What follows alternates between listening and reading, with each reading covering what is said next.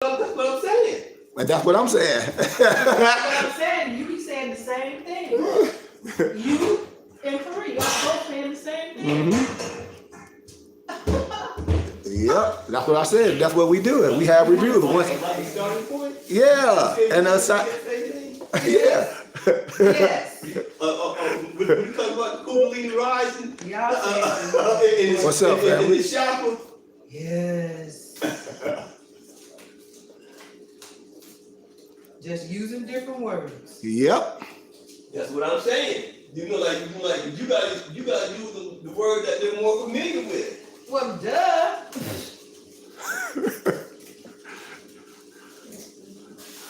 When's birthday? Peace. The when? When was that birthday? March, I forget. Yeah, we getting ready to get started. Huh? Hope everybody on. Peace, Noble. Yep. YouTube. Thanks for the donation. YouTube. Yep. I'll give it a couple minutes. We getting ready to get started. Everybody good? I hope everybody read their assignments, because before we get started, I want to brief on some things, and then we're going to get to the Sunday ministry. You say what, Ember?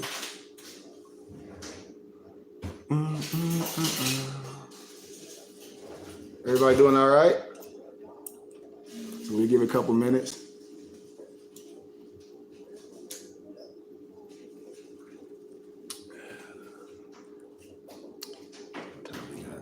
What time you got, Empress, over there? Huh? 2:20? Man, I came on late. My fault, y'all. Me and my dad was talking. My bad. Peace, everybody. And what year was he born? 1946? In the prehistoric era. Peace. Hey, YouTube page, Noble. Come to my YouTube page. We got a couple more minutes before you're going to get started. Come to my YouTube page. You know that, Noble Islam. YouTube page, Noble. Go to the YouTube page. Come to the YouTube page, because we get more time on there. I just want to make sure I'll catch everybody. I got started a little late, my bad. Me and my dad was talking, we can go for hours, so excuse me, y'all. Peace.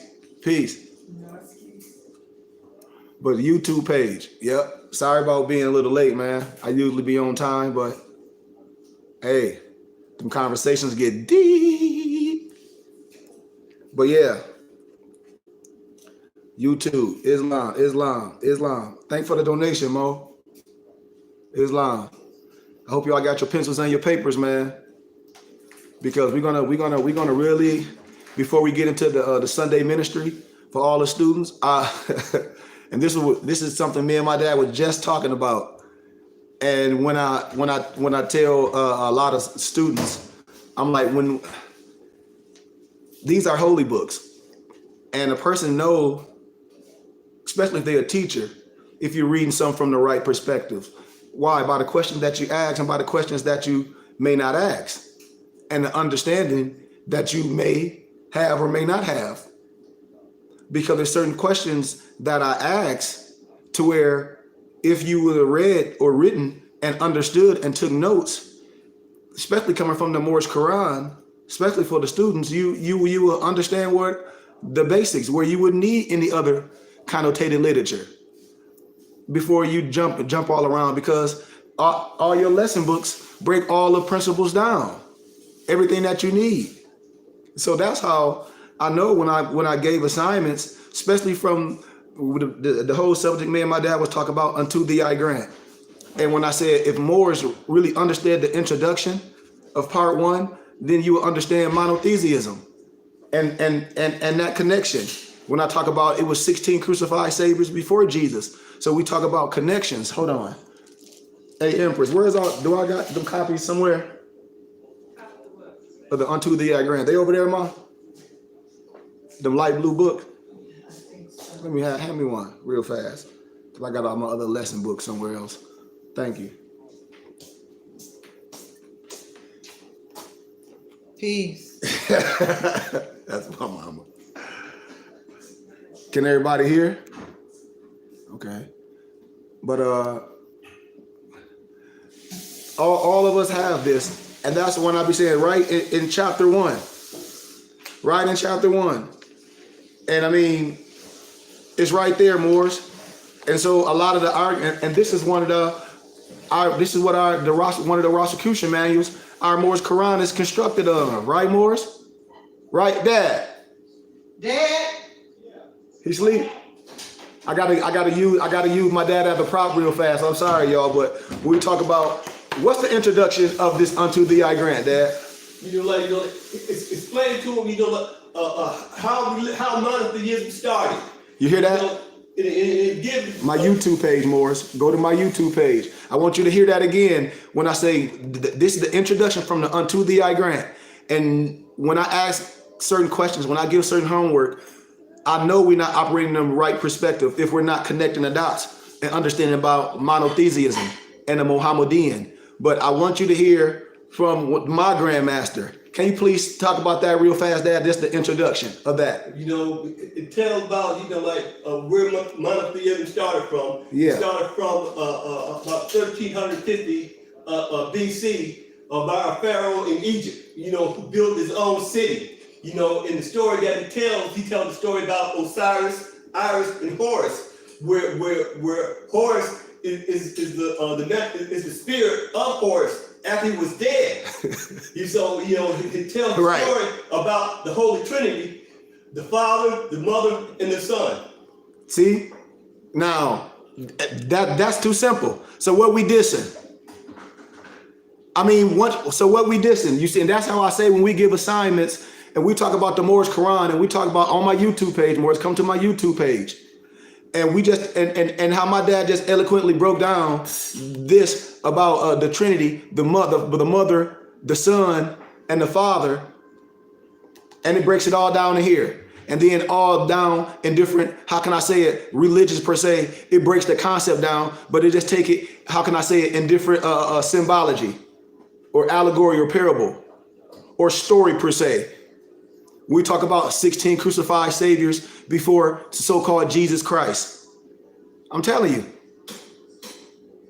Well, whatever you need, you can be on there. It's fine. Whatever you need, But I said we got to take this slow, man, because when I speak of things, y'all, when I be speaking, and I've gave assignments for homework, and when I speak of things, no disrespect to no one. Because what will people might think if you was in college, which this is, and I give homework, and I say, well, pull out your notes, and no more have any notes. How you gonna pass the assignment? Because what if the test is just the notes per se? Yeah. What if? And I'm just using that analogy things to compare it. When I give assignment, we have 7 books. Man, we got to take this slow. We have 7 books. Why do Moors want to just go so fast? And then when I say, okay, we get to the 3rd month, and I say, okay, well, the whole test and the whole midterm will be based off your notes. Everybody will fail. Because all the questions I'll be asking, if you have notes and if you write good notes, you can answer every question I have. You can answer every question I have. Why? Because you have taken good notes. I can start asking a plethora of questions, and if you don't have your cell phone, your smartphone per se, I guarantee you would be in trouble because you won't be able to look it up real fast. If we be in a room right now and I say everything gonna be based off the notes, and just be honest, Morris, and I say leave your smartphone, we don't have no computers. Every question I'm gonna ask is gonna be based off our chapters. Everything, I guarantee you. I guarantee you that. How will we feel on that? Will we be confident enough to say, oh, I'm down with this 100%? No. I guarantee you, a lot of us will fail. A lot of us will fail because we're not really understanding these lessons and studying these lessons and meditating on them every single day. When I see Moors posting memes about this and that, I'm like, you definitely can't. You don't understand the historicalness of monotheism and this science. And that's simple, man. So we should be correcting ourselves right then and anybody else. When I say some people are in one dispensation, man, I'm a scholar and adept. just in a different dispensation with different degrees. That's all. That's why in education you have different levels of degrees, and as your education level go up, your robe change. Like when I got my master's, I have my master's cape. My tassel got longer. When I finished that PhD in indigenous people law and policy, because that's a hard degree to get. You know, everything changes. So we must understand that, man. But one, we must ask the right questions, and we have the science. I'm giving it to us. But every time we want something different from, excuse my candor, I have to say a European perspective or somebody outside ourselves. And I'm like, Noble, if you want to be educated on the right perspective, you can't be all over the place. So let's give our Moorish prayer and get with it, because this is a Moorish ministry. We're going to do a little history and we're going to do a little science, because we have to know science, man. Islam, Moors. Excuse me. So I'm gonna start with a lot of things that's traditions that I like. Thank you, Noble. And I just like people to be thank you, Noble. You said, and that's great, Noble. Thank you. And that's all I was saying. We have to take good notes, because see, these are like your journals, man. When I show my young students, when I teach my young students, man, and I show them how, they be like, man, Noble, I wrote a book. I'm like, absolutely. A history book, because I give reference. That's what I do. I build your journal. So at the end of the year, at the end of a time, you have all the literature systematically, how based on these studies. This is what I'm saying. And then you can speak on it, not from a biased place. Are we clear on these teachings, Moors, and it's science? If not, like I said, we ain't ready to go any further, Moors. We're not ready to go any further. I know this for a fact. I know this for a fact. So let me do some things and put in perspective, and we're gonna dig. I hereby inform all members, and these are some of the traditions that I like, that our prophet kept up, that they must end all radical agitating speeches while at work or in their homes or in the streets. We are for peace and not destruction. Stop flashing your cards at Europeans. It causes confusion. Remember, your card is for your salvation. Failure to obey these orders will be of severe consequences. We are for love, truth, peace, freedom, justice. I always got to put my 2 cents on it. Health and wealth. And when these principles are violated, Moors, justice must then take its course. Any member or group of members who hold malicious feelings toward the temple or the prophet, or violate the divine covenant of the Moorish movement, will receive their reward from Allah for their unjust deeds. All true Moors will and must obey the law as laid down to them by their prophet. If they lose confidence in their prophet, they should turn in their card and button, cease wearing their turban and fez, and return to the state where I, the prophet, found you. This is a holy and divine movement. I have to say that again. This is a holy and divine movement. This is a holy and divine movement founded by the prophet, Noble Drew Ali. And if the prophet is not right, the temple is not right. The prophet, therefore, is sending out the divine plea to all Moorish Americans that they do their part in protecting the prophet and the temple. And that's esoterically and exoterically Moors. This is an everlasting movement founded by the prophet through the will of Allah to redeem his people from their sinful ways. I also like the, where do we get our tassels longer, King? Where do I get my tassel? What you mean? Like, I mean, I don't know who auspices, what you mean, no, but when you say, where do you get your tassel longer? Like, you got to break that down to me. Like, I tell Moors, this is not just symbology. The tassel, the length of the tassel means something. So if I'm breaking it down, we just don't get tassel and say, okay, well, my tassel this long, and then when you be questioned by a Moor or committed to science or a European about the wisdom, and you got a 18-inch tassel and a black fez on, and you don't know any degrees, I mean, come on. So I don't understand what you're saying. Like, where do you get the tassel longer? Like, we can't do things prematurely. We can't have long tassels. We can't be wearing a black fezes, and then when your own brother, that's an adept, that's a scientist, when he see that, and because he have the right to ask you questions, if you know your craft, he has the right He has the right then to build with you right then. And you are obligated. And if you don't understand that, it's a problem, because it's a certain level as being an adept and as being a master craftsman that this fez and its 18-inch tassels represent, as being obligated, as being obeyed. So it's just what it is.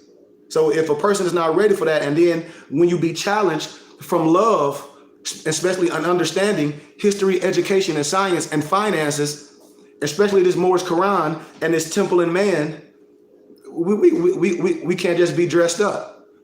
We can't do that, Moors. And that's why I say, and no disrespect to anyone, but I break this stuff down a plethora of times about the history of the fez and what's the symbology of the fez and what the tassel fez mean and what the breathing hose mean and what the umbilical cord and what the navel cord and why my fez and why my tassel flows freely, you know? And it's okay. I'm not here to debate with you. I study everything. I'm not here to debate anybody, you know? So that's not what I'm here to do. So that's not what I'm here to do. Hold on. There we go. But yeah, that's not what I'm here to do, man. That's not what I'm not here to debate anyone. And see, when Moors say things, they don't even know of Moorish science, the higher degrees, and it's all a higher science. That's the thing when Moors begin things confused, and when individuals, all I say, when I talk about what you say, I miss out here, Phoenix Found, I would like to take this to introduce you to our pupil. Indeed. But when I be speaking of things and I tell Moors, I don't take anything out of context, because a lot of Moors talk about outward science and we coming from a westernized perspective. And I say, in Moorish science, a sheik is an adept. A sheik is an adept. But it's other adepts in life, because all adepts are not are Moors per se. But the wisdom, yes, you can have the wisdom of an adept. But in Moorish science, an adept is a sheik or a sheikist. So when Moors be saying that, oh, they study the occult, now I'm like, man, I think you're missing something. I'm like, if a person relax and if you be under the right auspices, you're studying all the high science. You're getting the Mattheos of that wisdom. You're getting the 7 Kemetic principles. You're getting the Ka of Ba, the Kabbalah. You're gonna get all that. I break all that down. So when a person comes from a whole nother perspective, from a lower self, I'm like, Noble, you're missing. What do you think I'm talking about? A person can say occult and all that, but we know what it is. It's just an adept wisdom. You're getting missed in the language. If I start showing you synchronized stuff, just like the so-called hermetic principles, and then I start breaking out my charts. Hey, Empress, if I break down, let me see, my man chart, when I talk about sustainability, the fear, the fire, the earth, the air, the river, and then I show a person when they want a westernized thought process of the Kemetic principles, I'll show you how all that's synchronized. Mm. Where are you at? Are you in the room with them? Mm. Can you give me my chart, please? Which one? My ultimate man chart. I'm sorry, Empress. So I want us to be clear on things when the person coming up. My ultimate. Yeah, thank you. When a person, I need your contact info so we can coordinate to pick up books. But this what I be saying, man. I'm like, a lot of people just talk. I done been in temples all over, especially on Sunday when they're supposed to be having Sunday school, and then they get upset when I come, and they're like, well, Noble, you an adept, and this, and that, and the other. I said, no, it's supposed to be a certain structure. No. Yeah, thank you, Empress. And how can you be teaching and having Sunday school with your kids and things, and you don't have the right tools? And just because a person put on a fez and start calling themselves grand sheiks, and knowing they printing some called charter off the internet, knowing good and well is all, printing charters off the internet, telling people what they can and can't do, knowing that's false. Knowing all that stuff is false. Knowing that's not more science. Knowing that. So when I explain, when a lot of Moors, when I say this is higher science, when I teach the master Kemetic science, just like our prophet Noble Drew Ali did, when he removed the veil on all so-called secret societies, and I showed you who Haram Abif is, and then I also show you in the Clock of Destiny how we take it even higher. When I show Moors how we cross planes, I'm breaking down the ESO and the EXO. I'm breaking down all manifestations, showing you where this come from. And I'm showing you that a lot of this is Kemetic science, connotated as Hermetic. So before we get into teaching, I want to show you something, Moors. So just like a Moor asked me to get a Hermetic book from him, and I'm like, Noble, when I be teaching, I'm like, I don't think you're paying attention because I just taught on this and I broke the Kabbalah and all that down from our science. And the person wanted this book by a European. No disrespect. Can you give me that book? That's in that box right there, Empress. That's the last thing I'm gonna ask you to do. It's right at the door. And I'm gonna show you Moors, how a lot of stuff is broken down. Friends burn. Yeah.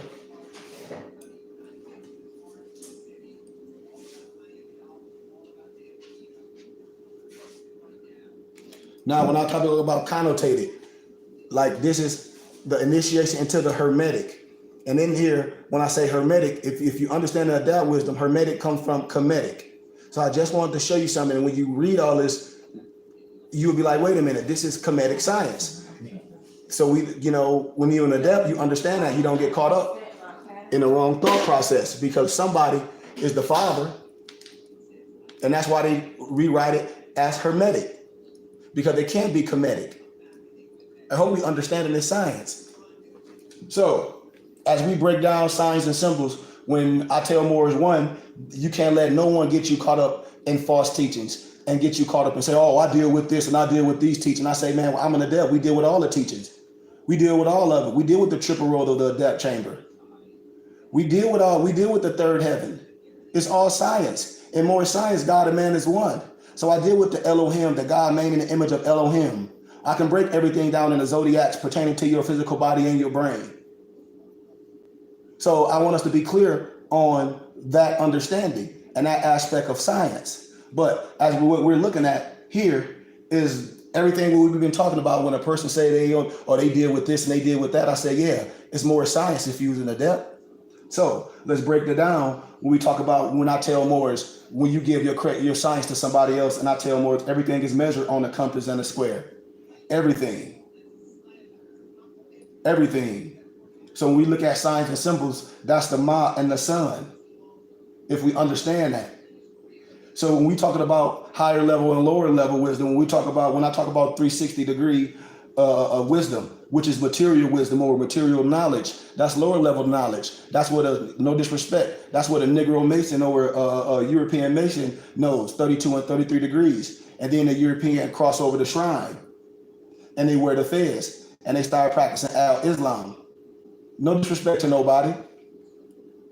And then we talking about, when we see the circle in a circle, we're talking about that 720. And that's what I'm talking about, that higher understanding of knowledge. And some brothers, especially Masons, brothers that was in Masonry, and now we're bringing brothers out that shallow grave, a lot of them were under a 32 and 33 degree of wisdom, which is snowman wisdom, which is when water freezes, not understanding who the father and mothers of civilization is, not understanding the historicalness of the fez and why we wear the fez as our national headdress and why we don't wear it in clandestine as political and religious, and why our tassel is not pinned down and why our fez is not defiled. We must understand this symbology and this science.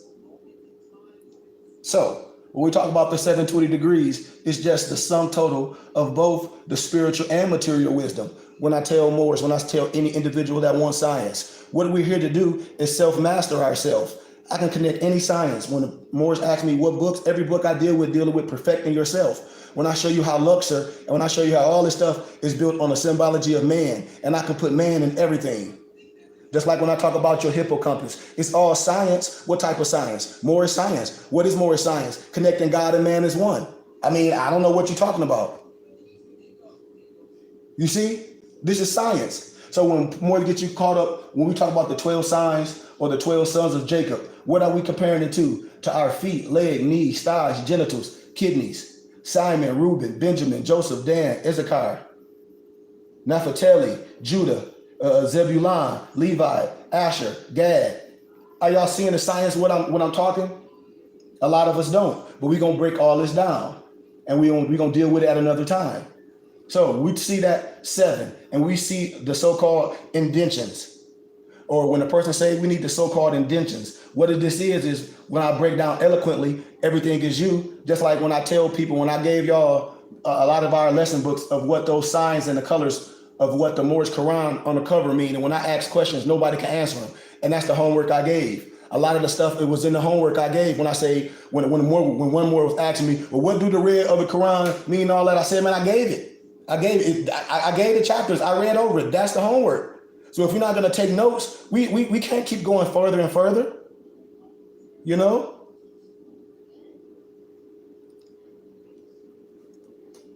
And Masons, all I know, Masons ain't learning nothing, especially the black ones. No disrespect. No disrespect to none of them. No disrespect to nobody. It's just what it is, man. And we can't perpetrate no longer. We can smell a fraud, especially a person that don't know, and they act like they know. We got to walk past that. But the so-called indentions in the 7 is everyone is born in this circle, and the 7 is the perfection on the physical plane. Just like when I talk about the Gualantam Buddha that sits on the 7 serpents. I'm gonna break this down in other teachings. So let's break numbers symbology down. When we talk about the heart, the H is 8 in the alphabet, the E is 5, the A is 1, the R is 9, the T is 2. What that equals, 25. So when we break things down in numerology, what do we get to? The perfected man. Why? Because 2 plus 5 equals what? 7. We can always get back to where we need to be if we are mathematicians. Why? Because we can break it down. We can build it back up. We can teach the manual. And not only do that, I can show somebody else how to do it. Y'all ain't hear me. Y'all don't hear me. When you get people caught up in religion, when they say, oh, this is the Star of David, I say, yeah, in your religion, in your connotated religious, arbitrary connotated perspective. But as a scientist, I told you, things have a plethora of meanings. Things have duality, so we can break the duality down. Of course, when we deal with our chakras, we know this symbol is what? This is your heart chakra. When we're dealing with science, but also what are you looking at? You're looking at the 7 laws of the universe, the 7 pillars, and the 7 wheels and the 7 wheels. Also, you're looking at, when I talk about man, woman coming together, what you got in the middle, creating life. What my dad was just talking about earlier. And what? In the Unto Thee I Grant, where my dad was just breaking down. What? The Trinity. Man and woman creating life. He just broke it down. In the Unto Thee I Grant. And I'm giving you a symbology of the same thing. So when I be talking to Moors and when Moors be asking questions, I'm like, Moor, you tripping. You ain't dealing with no Gnostic. All you doing is picking up books. Because you're not understanding the teachings, because the teaching synchronizes. If you a master craftsman or you just playing, I told you a lot of people dress up like a master craftsman. A lot of people dress up like a talesman. But when you a talesman and when you a shaman, like myself and others, it's a lot of things that we do in nature plane that a lot of people won't understand, because we at a different level of science. And this is life. This is no play. And that's all I'm saying.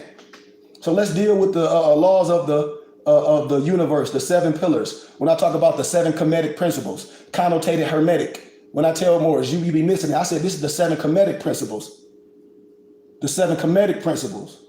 Mentalism, cause and effect, gender, rhythm, vibration, correspondence, polarity. Didn't I break this down already, Moors? I broke this down already in our Kemetic science. And I knew it went over a lot of Moors' heads because we don't pay attention. No disrespect to no one. I broke down the Ka of Ba of Allah. And then when we talk about the 7 lotus, the root, the genital, the solar, the heart, the throat, the pineal, the crown. What we talking about? Chakras. I broke this down already. That's how I know if a person's studying or not. I'm like, man, we playing. We playing. When we say Islam, we know in Moorish science, God and man is one. If you don't understand that, then that's true shirk. When I say Ayah Asha Ayah, I will be what I will to be. See, a Moor that parade himself as some sheik, he ain't gonna tell you that Moorish science, the connecting of ourselves to God is the higher science. We talk about those Elohim. We talk about connecting ourselves to that Hebrew prophet per se that our Moorish Quran speaks of eloquently. But when I say Islam, I'm talking about myself. I, self-law and master. When you get other so-called people that, and I'm not going to say the name because I don't like to even speak of nobody's name, because when you give a person a name, you give them credit. So I just speak in general. When they try to tell us that our prophet said God meant something else, some garbage, and I say, man, I guarantee you would never find no literature saying what that person said God meant in Moorish, what the prophet promulgated. You cannot find no literature in that, because our prophet said in Moorish science that God manifestation is man, the generator, the operator, and the destroyer. Meaning what? You have the keys to follow humanity in your hand. You control the pendulum. You control the pendulum. This ain't no European alchemy where a part of you have to die. You are the cold and the volta. You must activate it. Y'all better stop playing with me. So when we talk about the signs and symbols, when I talk about the crescent and the pentagram, we talk about the myson. We talk about the symbol, the triangle with the one line in the middle. Just like when I talk about the A with the line in the middle, the dividing aspect of the cherubim and the seraphim per se. We talk about that self-soul. And then here we go, we see that compass, the compass to circumscribe the world, the ruler to measure it, to measure what? Everything. That's what. We see that as above, so below. What you mean as above, so below? Everything is in the constellation is in your brain. Everything in the zodiac is in your body. We can break everything in nature to our physical temple. When I tell you Luxor is built off the physical man, I'll show you this over and over. I'll show you how Luxor and all the stuff is built over physical man and our cranium and everything. This is the higher science. When somebody talks some other stuff, yeah, it denotes absolutely, it does. Here go to fear. Here go to fear in the hermetic science. It's connotated hermetic, but it's Kemetic science. Here we go. When people talk about that's a cross, no, that's sustainability. I tell Moors, we can agree on one thing, the essence and sustainability. What? Fear the earth. We can agree on this. If the fire, the earth, the air, the river, which is water, that's sustainability. We can agree on that. You see, Allah, that's representing man. Arm, leg, arm, head. Just like when we stand Yahweh up, it symbolizes man. The same thing, the male and the female, or the tail, same manifestation. Then we talk about the Quran, the knowledge, the order, the rhythm, astrology, astronomy, nature, all science. 1 Kings 7-13, Haram of beef, the three spiritual powers, energy, insight. Here go the symbols: earth, water, fire, air, ether. Same thing, right, Morris? Here we go, that her web again. When we talk about when we talk about the signs and symbols. But you remember when I say the 360? When I tell y'all, when I heard him more talking about that's crazy, like putting a circle in the square. And I said he's not a master mason. He can't call himself no sheik, because the sheik is an adept. Because the circle and the square both have 360 degrees. The circle and the square both have 360 degrees, just like the connotated swastika. This right here ain't no swastika. This is 360 degrees of wisdom too. Count it. I can put all of them in each other and turn them any old way. So when a person talk about, oh, that's crazy, that's like you can't put the circle in the square. I say you ain't on the depth, because I can show you how I put the circle in the square easily. I done it so many times. Using Supreme Hika. Come on, man, using my African Mayat magic or mathematics. With the compass and the square. Somebody talk to me, man. Don't play with me. Let's teach this science. Don't play with me. This is all symbolized to your body. What you think you looking at? The Africa, the flesh of God. When people promulgate those goofy CDs talk about some Africa was named after some European. And I said, that's premeditated murder. That's fraudulent concealment. A lower level scholar know damn well Africa wasn't named after no European. I broke that scholarship all the way down. We always giving our science and our credit to someone outside ourselves. Don't make no sense. Be shame of ourselves. That's why we confused, because we calling it Black history. What about the Moorish history? That's like my dad said, where the Moors go? All of a sudden, where all the Moors go? Wait till I show y'all this other book I'm getting. from European people that wrote the story. Just like I said, they can write stuff, but I got the root. Man, don't y'all know one of the biggest wars in history was the War of Ferdinand and Isabella? I wonder do I got my little red book under there. Ferdinand and Isabella, that's one of the biggest wars in history. And they ain't never, and your kids don't even know about that. That's the war against the more than the Ottoman Empire. Let me see if I got that little book over there. Hold on, Morris. Hold on. I might got it in the, I probably got it in the storage unit. Oh no, bam. Woo. This book right here, Morris, I tell your kids to go back to school and ask their teacher about this. The history of the reign of Ferdinand and Isabella. This be right in the libraries. This be sitting, and then I start showing y'all then I start breaking history down, how they lied to you. How I get the history book in 1774, and the Battle of Bunker Hill, how they whitewashed Oliver Cromwell and Prince Whipple out of it. And I'll show you the books where they in it. And I'll show you the books that they give your kids in school where they whitewashed them out of it. Somebody talk to me, man. Right here. And you ain't never talking, but they ain't gonna teach your kids about this. And then when they, no disrespect. And then when Europeans write about it and your own brother been writing about it, talking about it, we got to put our own scholars on the pedestal. This be right in the library. So let's finish.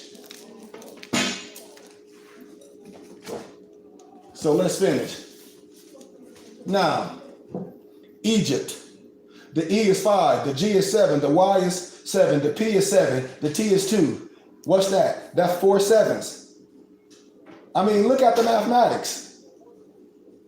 Look at the mathematics. Just look at the mathematics. This the Latin, Zenoi, the star child. So now let's deal with your brain. Now let me break all this down. In the front of your brain, what is that? This is the wheel. Right here in the middle. When you be seeing the so-called Indians and all that, wait till I'm gonna break this history down, part 2. This is your understanding. Then you, in this particular region in your brain, this is the imagination, or the so-called hippocampus, where your memory. And then you have this other part right by your brow, which is the faith. Y'all ain't hearing me? Here go this. What you think this around here is? What you think this is? This right here. This is the crest. This is the I am crest. This is the crown. This is the anointed, mummified. Y'all ain't hearing me? When you think the 3 wise men, that's the pineal. That's that pituitary. That's that hypothalamus gland. Come on, man. Are y'all following me? You should be getting chills on you when I'm talking about this. Man, your body should be shaking, man. So now watch this. Here go the fire, the earth, the air, the water, the fire, the earth, the air, the water, the fire, the earth, the air, the water. Watch this. I'm going to break down to your body. The fire, you see that symbol, that symbology? What's that? Your head. What's this earth symbology? Your neck. What's this air symbology? Your lungs. What's this water? The 9 to 9, or the so-called fish symbol you think. What you think that is? That's the stomach. The fire, you see that? That's your heart. You see this earth symbol? That's your intestines. Somebody talk to me, man. Somebody talk. We talking about your body, man. Boy, when I say boy in science, I mean biological, youth organism. When I say you in science, I'm talking about your own universe. When I say God in science, I'm talking about generator, operator, destroyer. Man, I'm talking about you. Somebody talk to me. Somebody talk to me, man. You should be getting cringes up your spine. When somebody talk about, oh, I don't deal with this, I deal with the Gnostic. No, you don't, because you don't even know science, because comedic science, and when you were a real adept, what you think I'm talking about? Shoot. So, I like to tell Morris, there's nothing new under the sun. Right, Morris? Oh, thanks for the donation. Cash App $ KG Bay, Morris. If y'all was out here in the temple, man, you'd be giving donations, I'm sure. $5, $10, anything. You go to build the temple. Don't be bashful.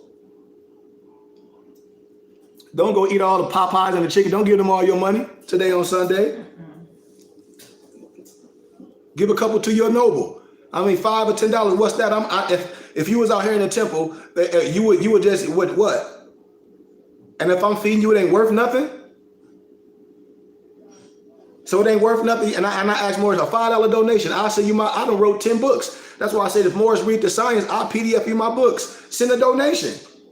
And that's what one of my professors, he was like, man, just go to a foreign country and you would be a scholar and a teacher at the universities. No, I done build it. I'm trying to get my people to come in, man. But nothing is new under the sun. Cash App, $ KGB. So when we talk about it's nothing new under the sun, and I see so many more just posting stuff for spookism, and I say, man, I'm an elite. So I'm not worried about things that you might not understand when Moorish post garbage and spookism. So when I say it's things that's historical, when Moorish just be posting stuff, and I say, well, do you understand what this all about? It's nothing new under the sun. Man, professors wrote about this, they talked about this, man, they traveled all over speaking on this science. And then you get afraid and be like, oh, they gonna do something. Man, no, this is old stuff. This here, the Tavistock Institute of Human Relations, shaping the moral, the spiritual, the cultural, the political, and the economic decline of the United States of America by John Coleman, a European, and you talk about something scary, what they finna do. Man, please, man.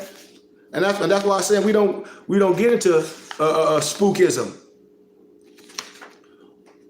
There's nothing new under the sun if you're an elite. It's nothing to be afraid of. So in chapter 1, when it's talking about, I'm just giving you a preface, the founding, because this Sunday, but it's so-called Black History Month, right? So I wouldn't be right if I wouldn't give any history. This is Moorish History Month at Sunday school. So we're gonna teach to correct our Negro Eurocentric thought process. But from its modest but vital important beginning at Wellington House, the Tavistock Institution for Human Relations expanded rapidly to become the world's premier top secret brainwashing institute. And how did this rapid progression was accomplished, it need to be explained. I done lectures on this on college campuses, they was packed. But I'm not gonna jump all the way into it when I tell you, hey, I'm an elite.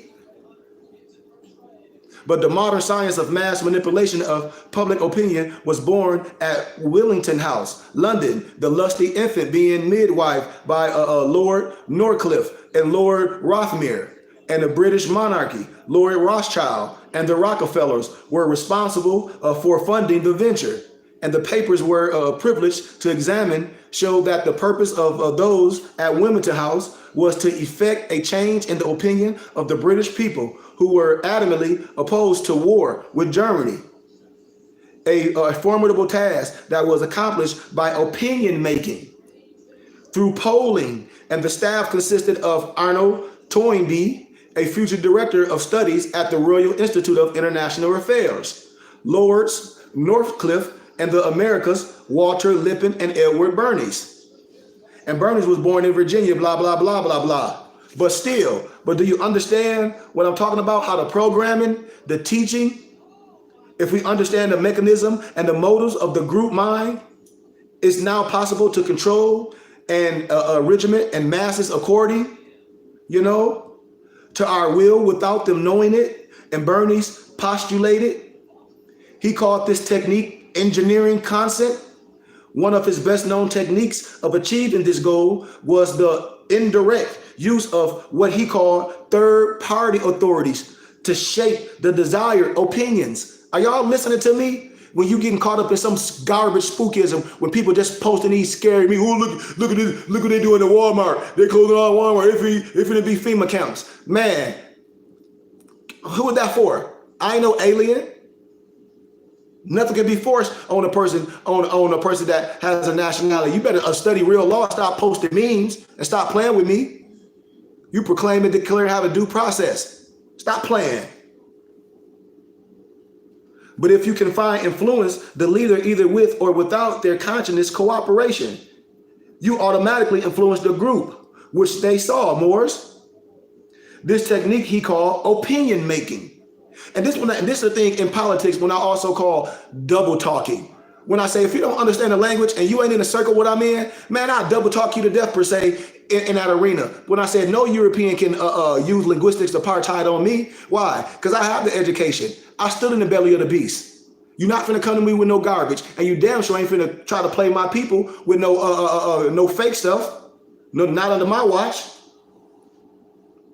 And perhaps we can now being to understand how it was that Wilson, Roosevelt, Clinton, Bush, and the elder and the younger could easily lead America into disastrous wars in which its people should never have been involved with. Why? How? Opinion.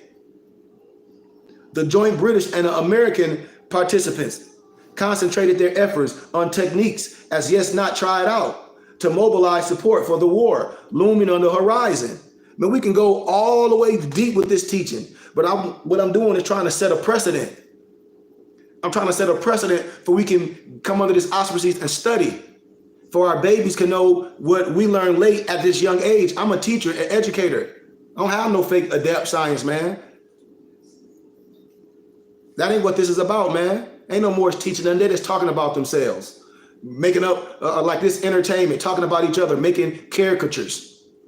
That ain't, man, that's garbage. But one of the main objectives at Tavistock was to achieve the degradation of women. Y'all didn't know that, did you? Tavistock recognized that the so-called Jesus, which is Yahshua, or the Christ, had brought a new place of respect in the order of civilization to womanhood, which prior to his coming had not been present. See, this is their mind state. Are y'all following me? How deep this thought process is, Ma? Yep. And y'all thinking something new under the sun. This is what they sitting talking about. Ain't nothing new. So after so-called Christ ministry, womanhood gained a respect and a high place in society, appealing from the pre-Christian civilizations. And of course, it can be argued that such an elevated status existed in the Greek and the Roman empires. But we know where they got it from, because our emperors in our continent, they were rulers. And a lot of the pharaohs were women. A lot of people don't even know that. But we have to teach that a whole nother time. But it can be argued that such an elevated status existed in Greek and Roman empires per se, but we know where it came from. And that would be true to a certain extent, but not to the extent that the womanhood was elevated in post-Christ society when we're talking about the Tavistock Institute. But it also sought to change that, and the process began immediately after World War I. Moors and the Eastern Orthodox Church, with the Rus, the Vikings, the princes of Moscow, brought back from Constantinople, revered and respected womanhood in their experience with the Khazarians. Remember, not Khazarians, Khazarians. Remember, I tell y'all, you let us a person with confuse the two. And I say, man, they in a certain area, you know? They in a certain area, right? But the founder of these things is the princes of Moscow under Prince DeMarco, you know? So it's just certain things that, man, when we study and we in so-called certain study groups, what are we studying? We study to operate on a higher level. And we just don't collect things. And I tell Moors, especially one Moor, he was like, man, I got a certain piece of wisdom. And he said, it's not connecting. And I said, because you trying to like get an A on a test per se. Like he trying to read so many books, like the book's gonna make you smart. And that's what I tell people. I've done read so many books to understand that to not to believe any book that I've studied. Like I done read so many books to where it's way much more I need to study and learn, especially if Moors haven't done the Carmen dating. So if you just read a whole bunch of books and your life hasn't materialized to it, or it's not holistically living, what's the purpose? So what are you reading a whole bunch of books for? To die poor and broke? So that's not what this is about, you know? So that's the science that I'm talking about. That's the science I'm talking about, man. Noble, it's a lot of things, like also like with me, like, cause it's a lot of things when a person asks for the black fez, no disrespect. If you ask for a black fez, you should already have a maroon one. And no disrespect to no one, because you should understand the symbology and the perforations of the fez. So Noble, when a person asking for a black fez, you should already have a maroon one for a certain a thing. Because why would you want to, and even under science, why would you want to jump straight to a black fez? And do you understand the science of the black fez and what it represents? Because the black fez really means now you're ready to learn. And see, so this is what I'm talking about. No disrespect to no one.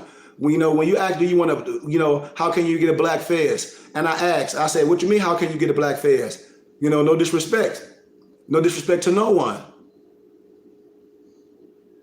You know what I'm saying? And that's what I tell a person. I said, you should be, if anybody wearing this black fez, one, you should understand a certain level of science. It's not just for cosmetics. If a person thinks it's just for cosmetics, I really don't want to be the one that's getting you the fez. You know? I wouldn't want to be the one responsible for you to be, how can I say it, under the wrong thinking that the black fez is just fashion. And I say this black fez, and this, I said it's symbology to the fez, and it's the tassel. That's why I said no disrespect to no one. But I said we shouldn't want none just for fashion. That's what I'm saying. So when this fez comes, this is not nothing just a fashion. This is something that we live. So that's the first thing, you know, it's no disrespect to you, know, but you asked me a question, so I have to answer it. I'm like, you should already have a maroon fez, and why would you want to jump straight to a black fez without a maroon one? And then if you had a maroon one, you say, I do have, so your tassel should be long on your maroon one, right? So why? So if it got ruined, then what? No disrespect. So no disrespect. If you have a maroon one, you say your maroon and the black, you say, I do have a maroon and the black, but I got caught in the rain and ruined it. Well, so, okay, well then I also say, if you have a maroon and a black one, Noble, when dealing with me, no disrespect, because I'm responsible for a lot of things.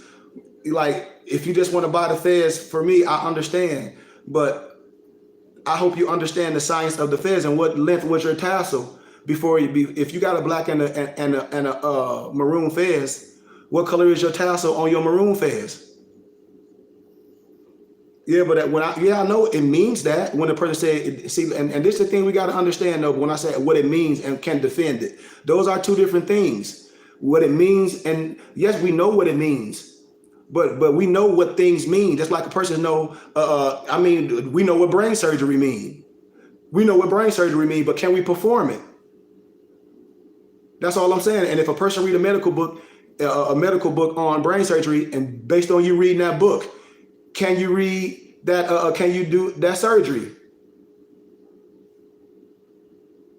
But if you have one, Noble, I mean, before you step to the black tassel, before you step to the black fez, what inch was your maroon fez before you switch to the black fez? If I may ask, because if we were just wearing it for fashion, then that's something different. I'm not gonna deal with that. I don't want to deal with that. I don't want to deal with and I definitely want to argue with no brother, because I love everyone. So I don't want to get into a debate or no pissing contest. But if we were in a gathering and we were there and brothers have the black fez on, man, if I'm around the room with a whole bunch of black feathers, it should be a whole bunch of a certain level of knowledge you should have and understand. Now, you might not be all the way to the Adapt wisdom that some of us be, because our tassel may be longer, but come on, man. If a brother came around me with a black fez on and we're saying, come on, man, I would want to know some things, because then if not, then it's like you being like dressed up Egyptian when a person builds you up from your grave and you dressed up like an Egyptian, and it's like, but he's not an Egyptian. He have the clothing on. He may look like it, you see, but it's no disrespect. Right? This Sunday school, right? Exactly. Yep. You say if you're a soldier in uniform, you're expected to be a soldier. That is yep. We can't do nothing. We can't do nothing prematurely, man. So it's a certain level of degree, and we should know that. Just when I say a lot of science, no disrespect to no one.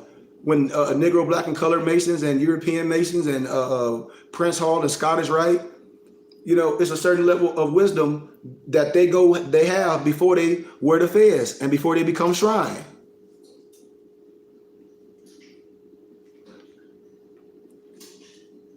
Well, I hear that, Noble. No disrespect, but it's things that, like I said, when I talk to people, it's nothing that like when we say, like when we prove, like when we say what, because this is the thing when a person say what we were, and I know what a motif is, like a security per se, and it's just like no disrespect, and when I use, and I'm no disrespect to you, when I say a trustee and things like that, but also in science, when I'm dealing with science, because I'm not dealing with the security thing, I'm dealing with the science and the wisdom of this phase, because this phase is duality, just like the graduation cap.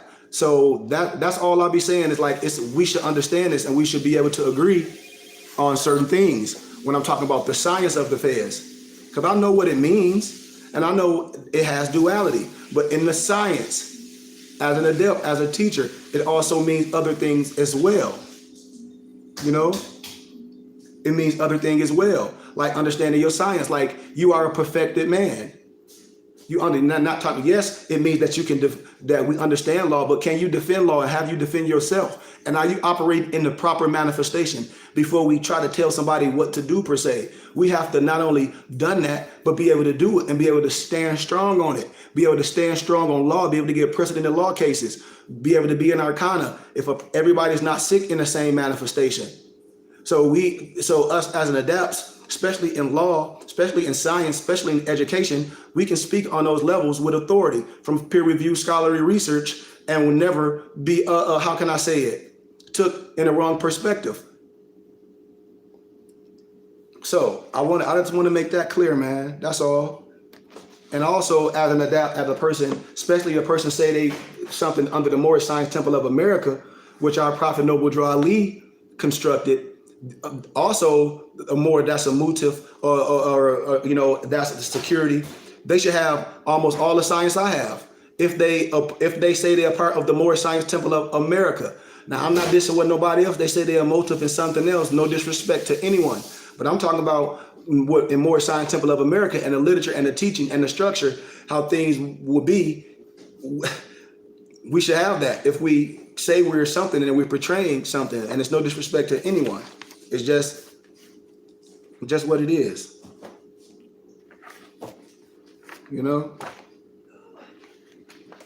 So I'm gonna give y'all a little bit of adapt science about history, because this is so-called Black History Month, and I'll have to correct teachings when we talk about, and then as an adept, especially a person that wears the black fez, and I say, what is the 4th of July is all about when I talk about science? And a lot of Moors don't understand what I'm saying. And I'm like, well, how can you say that, you know, we wear the fez and all the stuff I'm talking about is lower level science when you're under the right structure? Especially if we say we went to some adept chamber. So when I talk about the duality of the 4th of July, the Independence Day, which was a cosmic event, which is the day of the keeper, right? And when I talk about a certain level of understanding certain individuals have based on science and based on being elite. And like I said, a lot of things I'm doing is not just for play. You know, a lot of this stuff we do is not for play. So when you hear a person say, I'm an adept, I'm an adept, I'm an adept, I'm an adept, and then you start asking them history, science, law, business, physics, connotation, denotation, subjective, objective, they have no clue. Health and wealth and finances, we have no clue, you know? We have no clue. That's probably bringing my books. But the kefir, when I tell more, that's the hieroglyphic symbol of the dung beetle, holding the solar disk. And the beetle was the sign of Cancer before the crab. When Moors, that's something for me, Mom? All right, when Moors say they adepts, and I'm like, you can't be. This is lower level science. When I say, well, what are you initiated in? Don't lie when you say you went to the adept chamber. And then when I say, well, you should have your pay. If you say you went through the Moorish Science Temple, it's nothing bad. I show mine all the time. You know, but I'm also part of other houses of thought. So it's no secret. But the keeper is the hieroglyphic symbol of the dung beetle holding a solar disk. And the beetle was the sign of Cancer before the crab. The astronomical and the astrological sign of the Cancer. is from approximately June 21st to July 21st.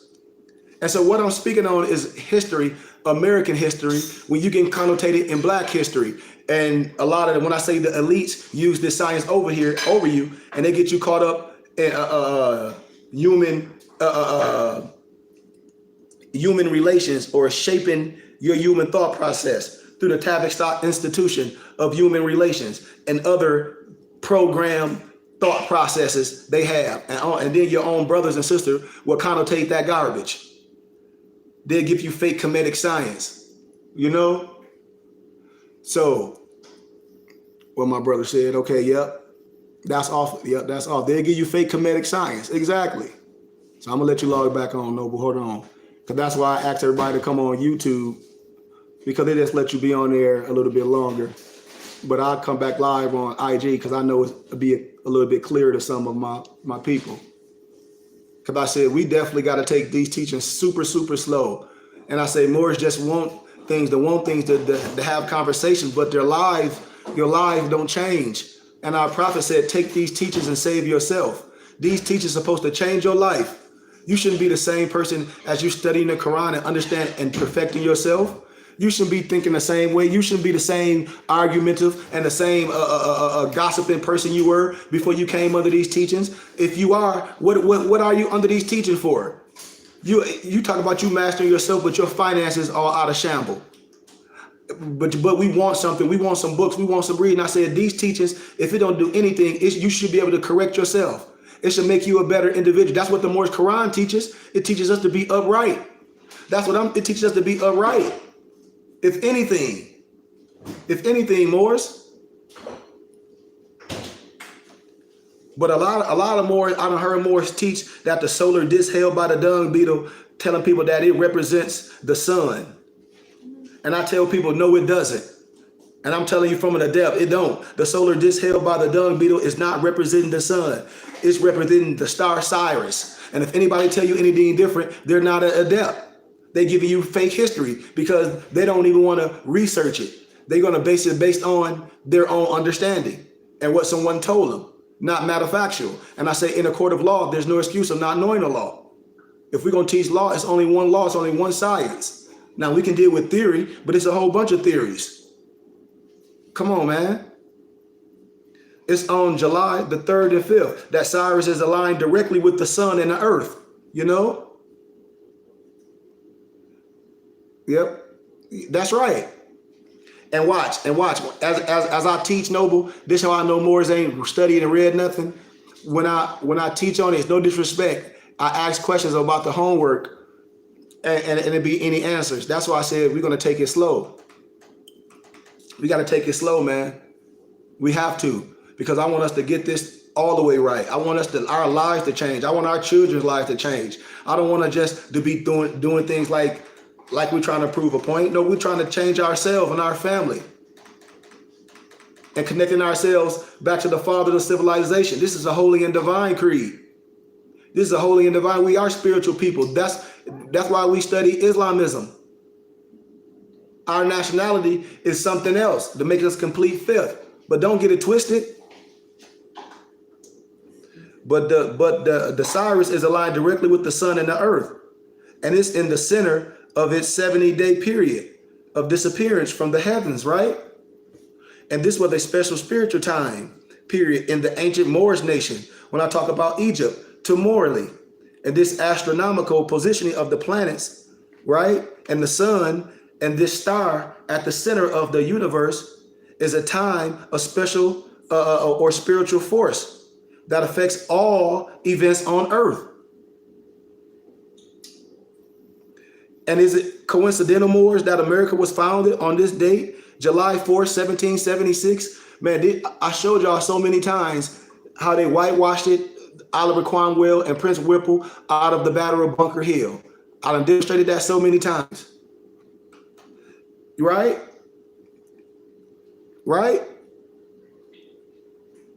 It is coincidental that so-called Master Fard Muhammad announced the independence of the so-called Asiatic man when he was teaching that, because he got a lot of teaching from Noble Drew Ali. It's just what it is. On July 4th, 1930, Because I promise you, he was aware of the ancient science of life that deals with the Cyrus mysteries. The same way if Moors say they adept, if you got this black fez on, this is all lower level science, what I'm talking about. When Moors say they went through some adept chamber, I'm like, you couldn't have. You couldn't have because you don't know any science, especially when it comes down to history, especially when it comes down to law. All they talk about is some black laws. And I'm like, man, you'll get your rear end handed to you. You talk about some black laws. I'm like, I hear you. You talk about black, but it's a plethora of black laws.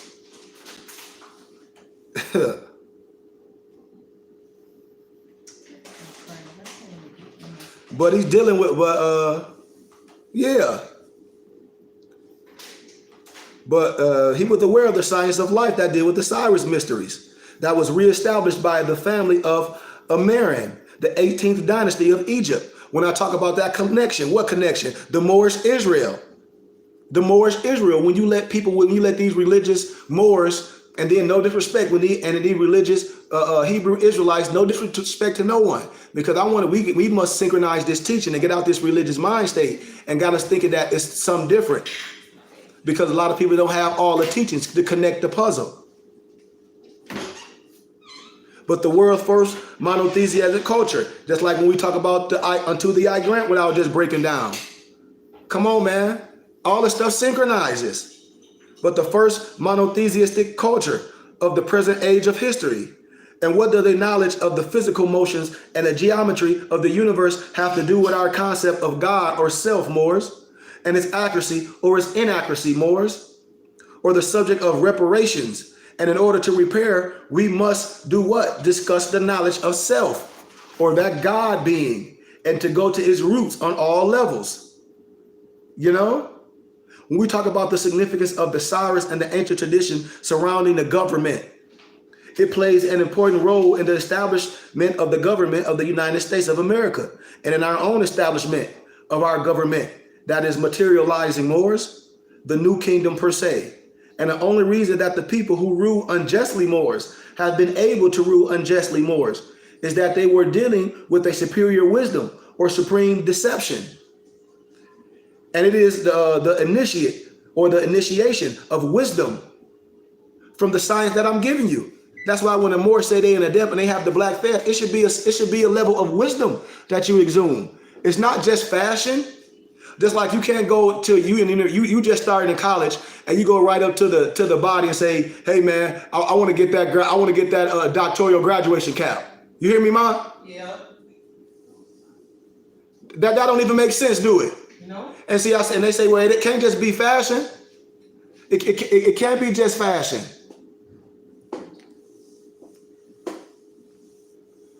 And that's when I tell a person, when they say they want this, I said, I get you, but it's levels to those things. When you get in the right area with a person and they really who they are, and then you come as a fraud, it's in our teachings. I say, man, you're going to get embarrassed. A person willing to step right over you because you're portraying yourself as something that you're not. No disrespect to no one. So when I talk about the Kefra, it's a very ancient netter. It's associated with the creation that is usually called Kefra or Kefer or Tesheth, which means Kefra, the self-produced, and it's presented by a scarab beetle, which is usually shown above the head, Moors. And sometimes the beetle is used in line or in symbology of the human head. And although it has been suggested that the worship of Kefra, it predates the worship of Ra. And if you understand the Adapt science, Moors, Kefra is considered a form of Ra. And it said that Ra came into being under the form of Kefra. When Moors say they an adept, and when they say they study the Kemetic science, well, I'm breaking it down. And it's elementary wisdom. The Kefra is called the father of gods. And it represents transformation from a state of innerness into a state of active life. And when the body is dead, prayers are recited over that so-called body that the soul within could burst forth in a new realm of life. And this so-called resurrection is symbolized by the Kefra. That's right. That's right. Well, that's why when I break it down, and see, I'm glad you said it. When Moorish be saying things, and I'm like, oh man, and I'll be like, no disrespect, because I already broke down the graduation cap. Just like I said, I can put the circle in the square. What am I talking about? I'm talking about the graduation cap and the fez. That's the circle and the square. So it's the same thing. So we can't be, like a lot of Moors. I don't diss education and science. I have world degrees and Masonic degrees in Moorish science. Masonic is the structure of thought, not no European masonry. Masonic is the thought process. When we deal with the knowledge, order, rhythm, astrology, nature, it's the science.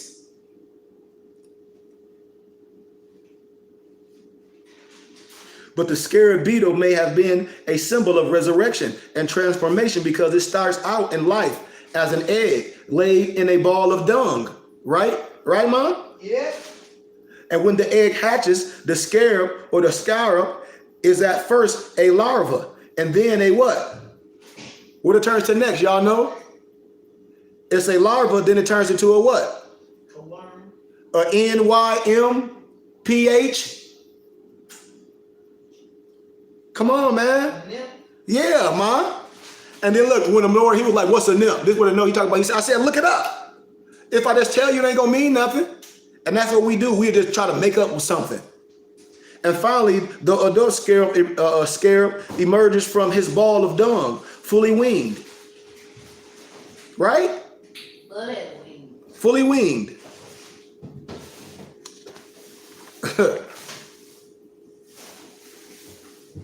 But it's that wisdom that the teachers and that which has been divinely given to us, like myself and a lot of my elders and my family and my mother and father that teach me metaphysics that I grew up under.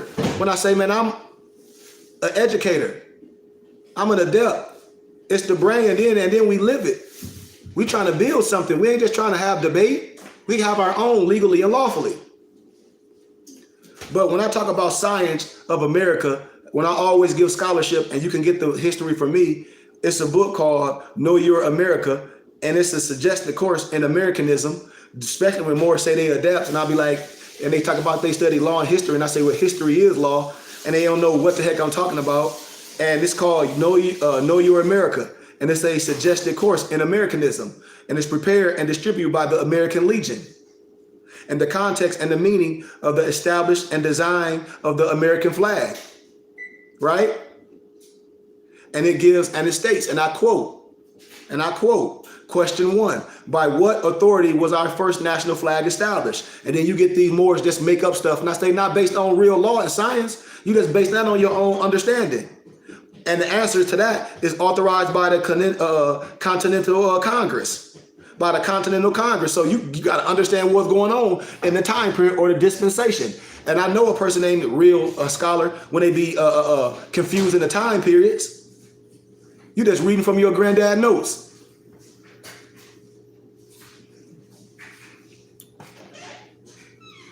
Another question. Quote the exact language of the original flag law.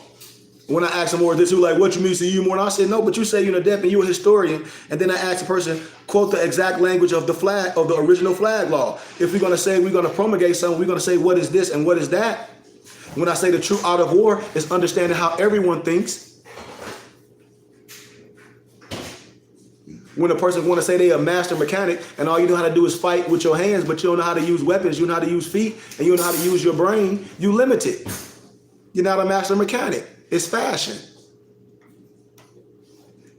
So quote the exact language of the original flag law. And the answer is resolved that the flag of the United States be 13 stripes, alternate, red and white, that the Union be 13 stars, white in a blue field, representing a new constellation.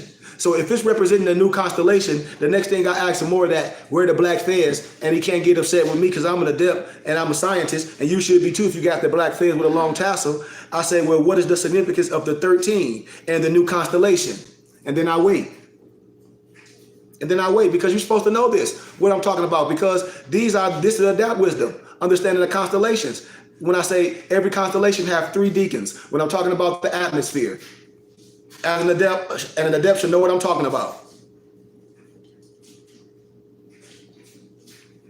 If you're an adept, when an adept is a sheep, especially if you got the black fez on, it ain't just all because it means to defend law, but can you defend law? Did you perfect yourself in law, or are we acting like a law just pointing? Are we acting like a law just pointing? Because a law can point, a leader leads, and a leader shows and improves. A leader shows and improves. We just don't sit behind nowhere on the Instagram with our fez on in the real life. You don't never see them more with his fez and his turban on in the real world. That ain't what this is about. This ain't clandestine. But the significance of the 13 and the new constellation, the truth of that statement, it rests in the secrets of masonry. And as an ancient secret science and the secret knowledge in religion and of Israel, which is God's nation, and its relation to the indigenous so-called black man or the Asiatic man and woman of America. And this has everything to do with our true nationality, lineage, and national heritage. Our identity, the delegates of the colonies by two specific men, John Hancock and Charles Thompson. And these two men played pivotal roles in American government. You know? And when Moorish want to portray they are adepts, you're not an adept. Only playing a major role in religion specifically.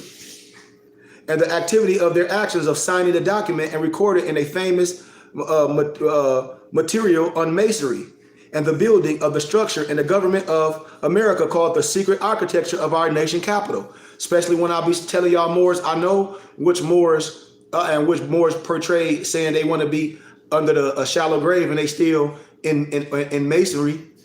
No disrespect to no one, because they still clouded. And it's okay, but we got to get brothers out of that. But it's the secret architecture of the nation's capital. And on the day, which was July 4th, Congress agreed the wording of the declaration, and it was signed by the president of Congress, which was John Hancock, who was a Mason, and the Secretary of Congress, Charles Thompson. And David Overson goes on to say in the secret architecture of our nation's capital that Mason, or the Mason who first signed the Declaration of Independence, would have been aware of the particular significance of the 4th as a cosmic event. Are y'all listening to me? Yep. Y'all not listening, and the science comes from us. I promise you this. If you don't understand that, that's your fault. That's why they wear the clandestine. It's political and religious. That's why they're sons of Muslims. That's why when they cross over 32 and 33 degrees, they put the fez on and they start studying Islam. No disrespect. But the Masons were John Hancock and Charles Thompson. And where and from whom did they gain this knowledge, you may ask?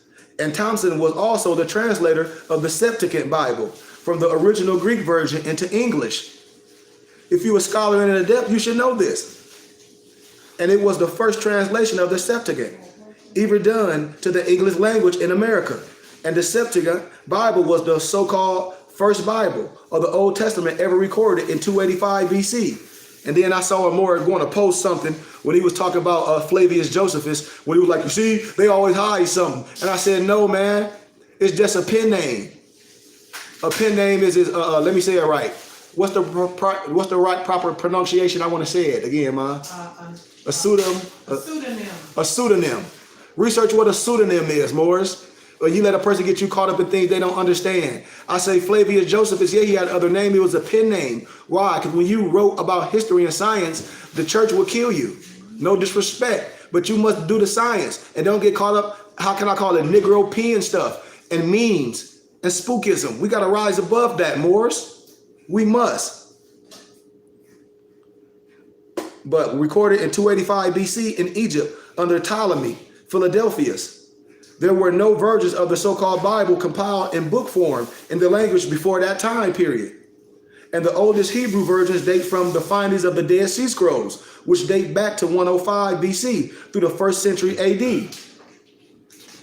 I'm giving y'all scholarship stuff that you can research. You probably can't find it because a lot of it is not in the libraries no more. A lot of the doctoral libraries have them, and a lot of the Library of Congress have them, and a lot of the universities' libraries, they be having them. That's right. But the other standard versions are from the Hebrew Masoretic text from the 9th century AD. When I be asking my Hebrew of so-called Israelites, I'm like, man, y'all stop You playing yourself. But the Hebrew Masoretic text, which I have from the 9th century AD, that's right, 900 AD, the importance of the Septuagint Bible is that the colonial who recorded the history of Israel were recording the oral traditions they had learned from the true black Moorish Israelite in Babylon. Are y'all listening to me? We hear ya. Afterwards, no disrespect, white Jews or Albion Jews under the direction of Ptolemy and other Roman rulers who came later studied the lost history of the 18th dynasty that had been nearly washed away by the biblical and the Quran. Oh, thank you for the donation. Cash App $ KGB. Thank you, Noble. Or the Pharaoh, Ramses I, and his son Seti during the 19th dynasty of Egypt, and the lost history of the 18th dynasty. Write this down, the lost history of the 18th dynasty, the Moorish Israel, was used by these, no disrespect, the white or the European people, so-called Jews, to graft, just like in the book of Maccabees, when he say how to whitewash themselves in the history books, it's to graft. My book, Russian Icona by Vladimir Ivanov, how he's showing them how they in there trying to change the pictures. Same thing. Themselves in as the Israel and the major prophets of the Bible.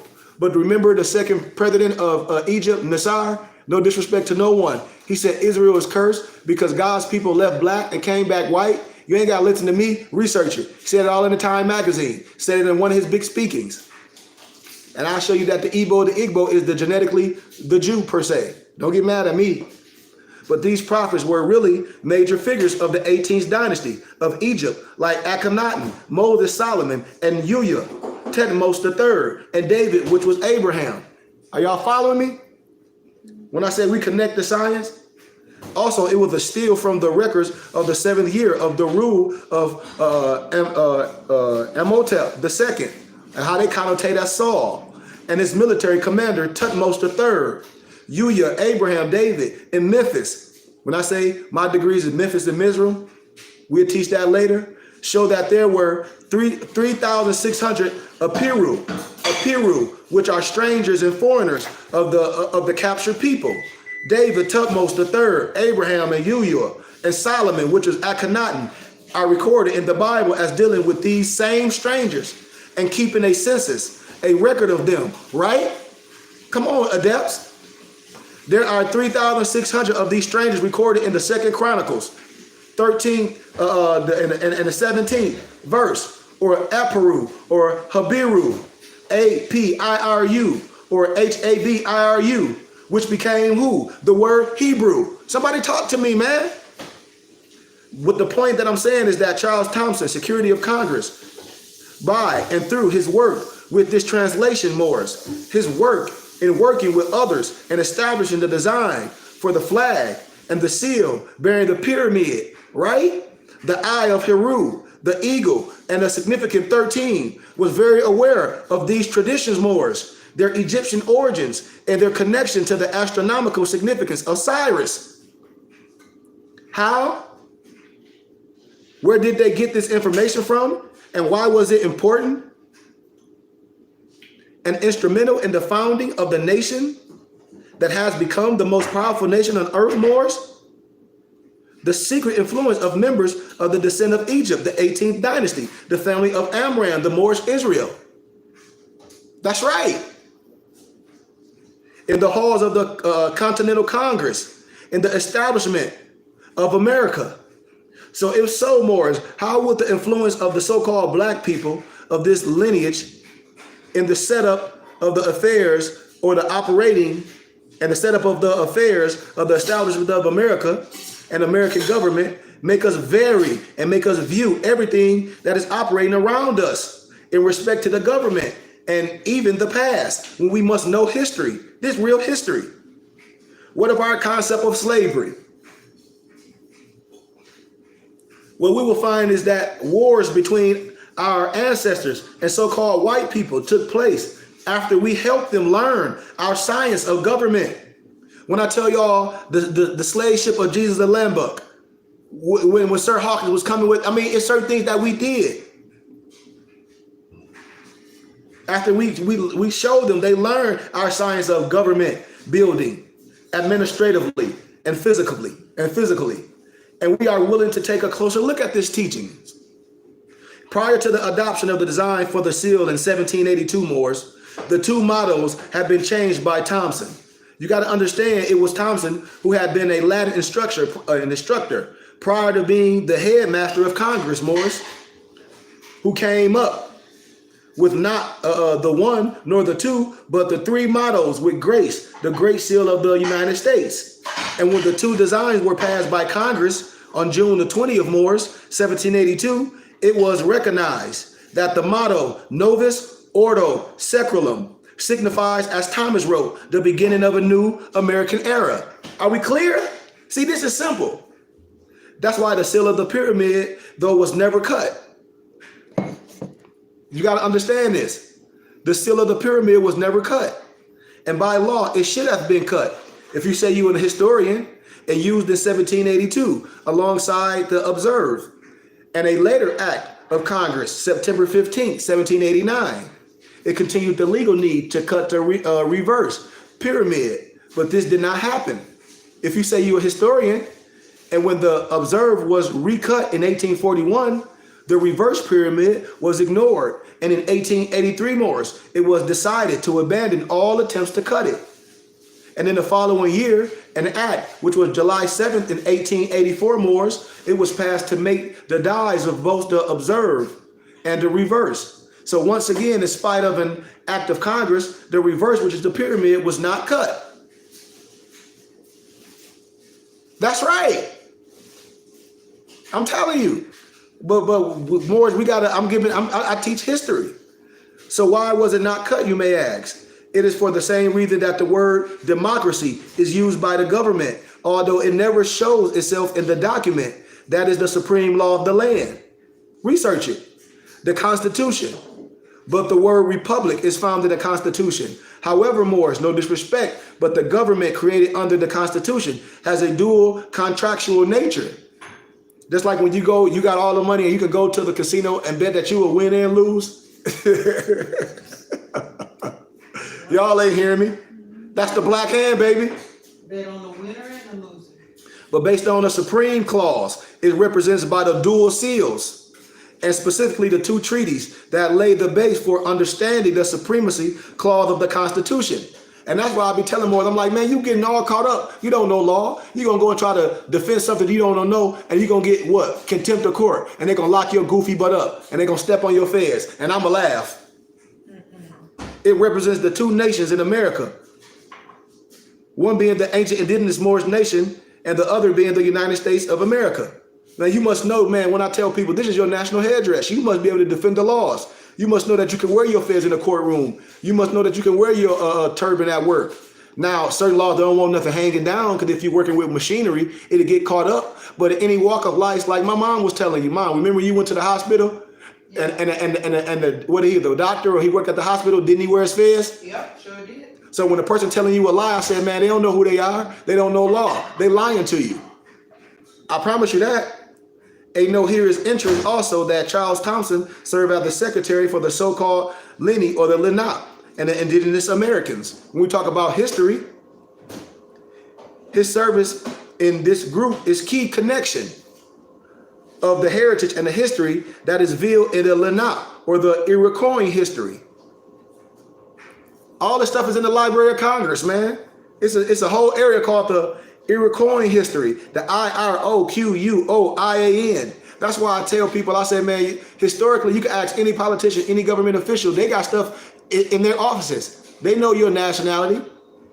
It ain't no crime until you bring up charges. Y'all ain't listening.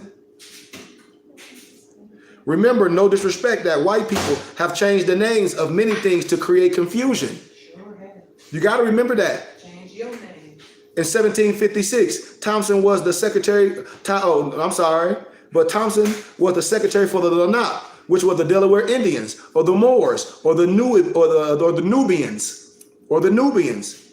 And at the great council held at Easton, at that nation adopted him as a son, according to the ancient customs. And the word Lenape is derived from the Lee, the L-E, which I will talk about, relates to Akhenaten, or the Paco Voltan. The Paco Voltan. specifically to his ancestral line, and the nap or the knob, which is it just, you got to understand, is of an Egyptian origin, right? The NB meaning Lord in Arabic, Nabi meaning prophet or Messiah of the word of God, and the ancient language of the family of Amram, the Moorish Israelites, often called Maya, gave the name Nab, Naab, to bodies of water and water lilies, turtles, and water in general, Moors.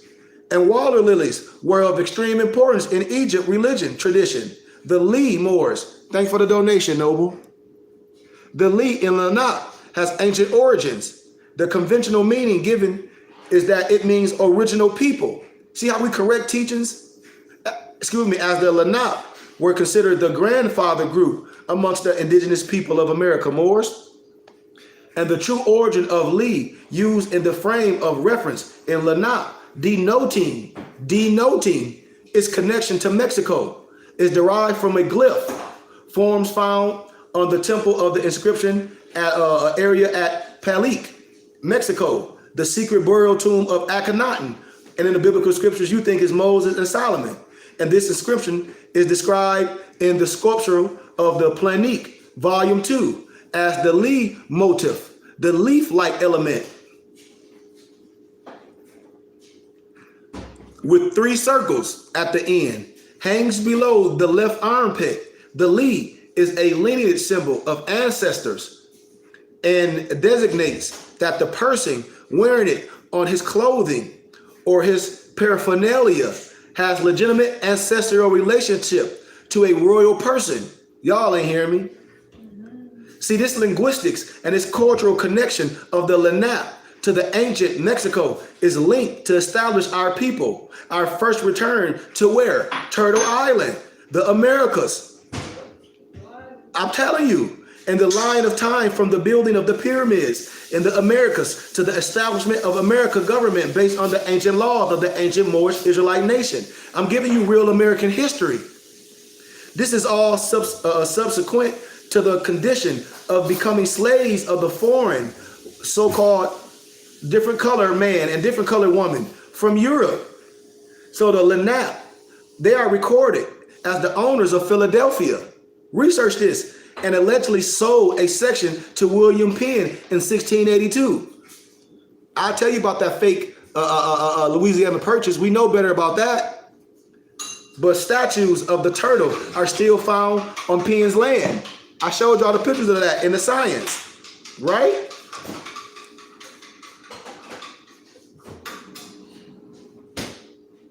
The area of the Lenape was called Shaka Maxim, which is similar to Shak Amexum or Amexum, Shaka Mexum or Axum.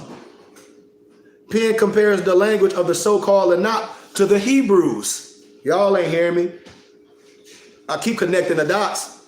Their language is lofty yet narrow, but like the Hebrews, in significance full, like shorthand in writing, one word served in the place of 3.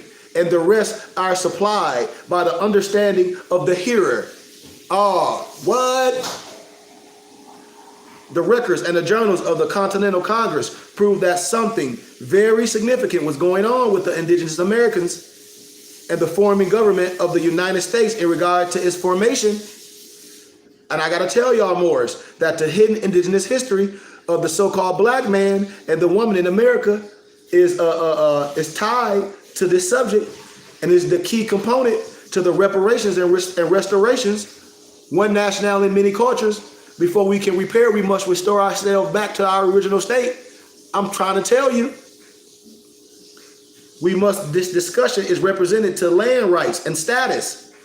Why you think Dred Scott and all those laws, and back when Abraham Lincoln, before he was a president, he was a lawyer, and he defended the Moor in court. He said, "Oh, contraire, mon frere, I'm not Negro, black, and colored. You got to be crazy. That's slave. I can't have land. Research the science." And then why would you want to identify as something black and colored? That's not a nationality. We got to understand this science, man, and stop repeating misnomers. Reparations is connected to repaying yourself, connected to the land rights and status, which are two integral and critical aspects of discussion as I move toward to when we talk about independent nation, and we talk about nation building, when we talk about the religious laws, and when I talk about the etymology of certain words, right? So I just wanted us to be clear on that, Moors. I want us to be clear on that aspect, because a lot of people saying this so-called Black history, and I'm like, man, I cringe when I hear that. You know, I cringe when I do that. So I said my Sunday school for 2 hours is going to be American history, and American history is Moorish history. Man, I got so much wisdom. I teach this. My elementary kids know this science. I thought about this the other day. When I say Negro, you are not a Negro or colored person, because these words were used in a derogatory manner that humiliated the dark-skinned people. And also the word does not denote a national origin or a descendant line. I showed y'all all those pictures, but I want to get to the part that I stopped at. When more confirmation by Mark Washington. I give y'all all a history of people who wrote about us. But I'm going to get to the part where most people don't realize how many pictures exist of Moors in Europe, and why the love of Moors, the name, the family crest, geographical indications, all reference to the Moors according to Colfrid. And Colfrid is one of the ancient writers when you look at all the family crests, and when you look at all the Moorish heads. So I want to keep teaching this history. And as a response, Colfrid writes, part of the Mortenberg treasure, the Renaissance, with a gold and silver cup in the form of a Moorish head. We all be seeing my Moorish head medallions, which was used at high nobility marriages. Why Moorish head? The Moor was apparently in high regard. Look at all these samples of Moorish heads and crests. So we can teach historically, so we won't get things twisted. What you must ask from a loving place is what happened to the Moors. I'm gonna show y'all the other book. I showed y'all the War of Ferdinand and Isabella. We're gonna teach this so-called Black history. Forget that. This Moorish History Month. All year round, we're gonna teach history. Portrait of an African man named Mostert in circa 1471 in Harlem, 1552 to 1553, circa 1520 to 1513. A unique 16th century portrait. This is 16th century. I'm gonna show y'all a painting of an African Moor in Europe, clothing with a sword, portrayed as Habsburg Burgundian nobleman from that period. The self-conscious attitude, clothes, and rich attributes denotes a successful assimilation of this man within the cultural norms of the European Renaissance. Look at the pictures. Look at the royalty. Look at the heads. Come on, man. Certain things symbolize our stature. You see? So let's not get stuff twisted. Let's continue to teach this Moorish history. I showed y'all Moors were in the 16th century Europe, and rarely people of distinction. Most of them were imported as so-called slaves in Spain and in Portugal. We know that. Moors in ancient Britain. Moors referred to as Black Negroes, West Indians, and Africans. All colonial labels placed on them by those that defeated their forefathers. We know this, right? The Irish tradition tells of a giant-like people of Africans headed by a king with a rotund of priests called Fomorians or Fomorians, Fomorians, and they were depicted as gloomy sea giants, who they like to call you Berber pirates, who brought their skills from Africa via Spain. And when you hear the history, the Irish kicked the snakes out of Ireland. They were talking about when they kicked the Moors out of the islands. But they ain't gonna tell you that. And the original Celtic priesthood were dark olive. The Fomorians are believed to be the Carthaginian pirates or the traders. And Carthage was a Phoenician. That's how Africa got its name, because the European defeated the African general. Phoenicia or Canaan was a dark olive civilization before the migration of Indo-Europeans. So I just want us to get a crash course in this science, because I talked on this, and I wanted to give some little history because it's Moorish History Month. I want to clear this up because the Hebrews and the Muslims are cousins. I say this all over because I want us to be clear. Some people look at the word Jew and ask what relationship with the Muslim, what's the connection? And it's the name Ishmael. This is when I talk to all these Hebrew Israelites and I say, man, you missing the point. You getting caught up in this religious stuff. I'm giving you history. We brothers, we family. You want to be a rogue? Well, be a rogue.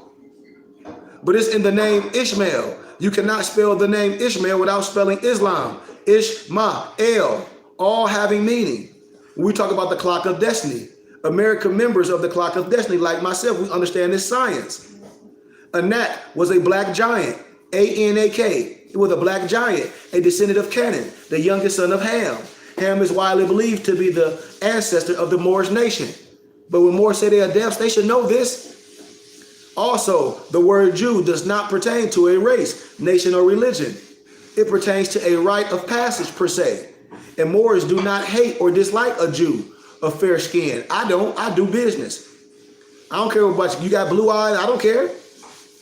Moorish Americans like myself that understand this clock of destiny wisdom, we have common grounds of of discomfort and success. When I teach from the clock of destiny 2, you learn that there's no such people existed. And you must understand their studies to best understand what Charles Moseley Bay meant by the statement in the clock of destiny. When I say what's the true art of war, understanding the thought process. When I talk about Sheikh Anta Diop work, when I talk about the African origin of civilization, and he made reference to the megalith, and he said, these are found only in the lands inhabited by Negroes or Negroids, or in places that have frequent the area.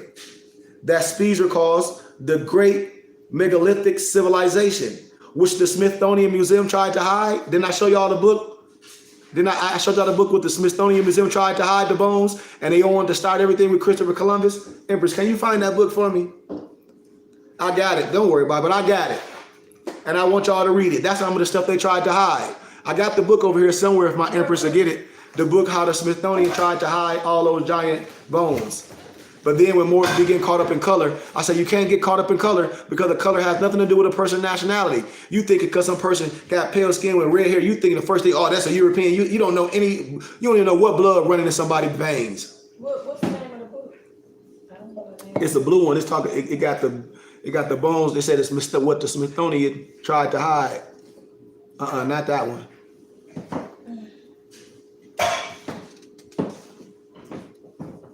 Blue, thick book, thin book, little book. It's blue. That's okay. I'll get it another time, babe. Don't worry about it. But we got to understand that, man.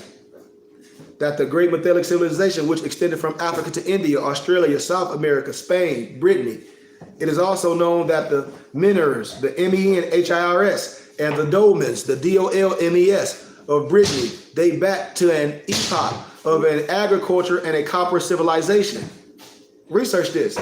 Spain and Brittany were stopovers for the Phoenicians, a Negroid group, en route to pick up tin from the British mines. That megalith civilization in Brittany belongs to the second millennium. It might be over there. The period when the Phoenicians frequent these regions. And this combination of facts should leave no doubt on the southern and the Negro origin of the megaliths in Brittany. Yes, Moors, the word Negro is used again, and the word derives from the Niger Black River. That's why you got to look it up. What's the name of it? It should be talking about how Smithsonian tried to cover up. It's a blue book. It should be blue. I got a couple of them. No. The hardback? It's like paperback. It's paperback. Look it up. Many Moors refer to as blacks hate their word. And if they understood its original, that the hatred would not be so negative. But you got to understand the so-called white slave masters and their family and children ongoing who permitted a bad memory of hatred in their hearts. That's why the Phoenicians were also commissioned by the Commitidans. Thanks for the donation. We almost done. That's all right, Empress. That's all right. But the Phoenicians were also commissioned by the Kemetic king Necho II, or Necho II, to sail around Africa. Research this. I'm giving you real history. This was 2,100 years before Vasco da Gama attempted a similar feat, when in 1497 and in 1499, he sailed from Portugal to India and back again around the Cape of Good Hope. See, this is what they teach your kids, but I'm giving you real history. And according to Herodotus, their pen, the Egyptian king Necho sent out a fleet manned by a Phoenician crew with orders to sail around and return to Egypt and the Mediterranean by the Pillars of Hercules. And the Phoenicians sailed from the Red Sea into the Southern Ocean, and after 2 full years rounded the Pillars of Hercules in the course of the third and returned to Egypt. The Basques, the Basques in Spain, are considered to be a branch of the colony founded there by Moors. Their language is totally different from any in Spain, and for that matter in Europe. You see how I'm connecting the dots when I'm telling you all over? Moors are also mentioned in Welsh folktales, such as in the story of Peredur, P-E-R-E-D-U-R, in the Mabingonian, M-A-B-I-N-O-G-I-O-N. Just like they talk about you in Australia, Black Pete or Swarty Pyatt, when a European dressed up in blackface. And they try to say the reason why so-called Santa's helper is that way because he claimed down a chimney. We know that's garbage. We know they're covering up the Moorish legacy, Moorish attire, but they are sometimes referred to in flattering terms as ugly, giants, mishaps, and oppressors. And the original kings of Europe included the knights of King Arthur's Round Table, were dark olive. And there was a Moorish Gormund, G-O-R-M-U-N-D, who ruled Ireland at that time of the Anglo-Saxons. And there were also Moors among the Vikings. When you purchase a video, The Long Ship, you will see. And the first king to unite Norway was Moorish. He was known as Halfdan the Black, H-A-L-F-D-A-N the Black, or Halfdan, if you want to pronunciate it that way, phonetically, Halfdan the Black. This is what they call King Yang's Black Boy. He was not called black simply because of the color of his hair, Moors, but because he was dark. He was dark-skinned, just like in the biblical scripture says, dark as the curtains of Kedar. The other term for Moor is blackamoor, just like when I show you in your 1599 Geneva Bible. It don't say Ethiopian, it don't say Abyssinian, it says blackamoor, meaning black as Moors, meaning black as Moors, meaning black as Moors. That's in Nature Knows No Color line too by our brother J.A. Rogers. Also the Roman Emperor Septimus Servius, who led a conquest of Britain, was a full-blooded Roman, with a full-blooded Moor. S-E-P-T-I-M-I-U-S, S-E-V-E-R-U-S. See, I'm giving you a real history teaching. See, this is the stuff your kids taking a write about, and the professors be like, I want to talk to their teacher. And they want to shake my hand because we're going to teach. We educated the whole world. But who led the conquest of Britain was a full-blooded Moor, born in what is called today as North Africa. And the original name on very old maps, every military map, was called North Mexi. When you get ancient maps, North Mexi, M-E-X-I, or Central Mexi. And their premier had this map years ago. However, the Moorish Americans call it North Amexima. One of the Moorish Vikings was known as Tornhall or Thornhall, living at the time of Eric the Red.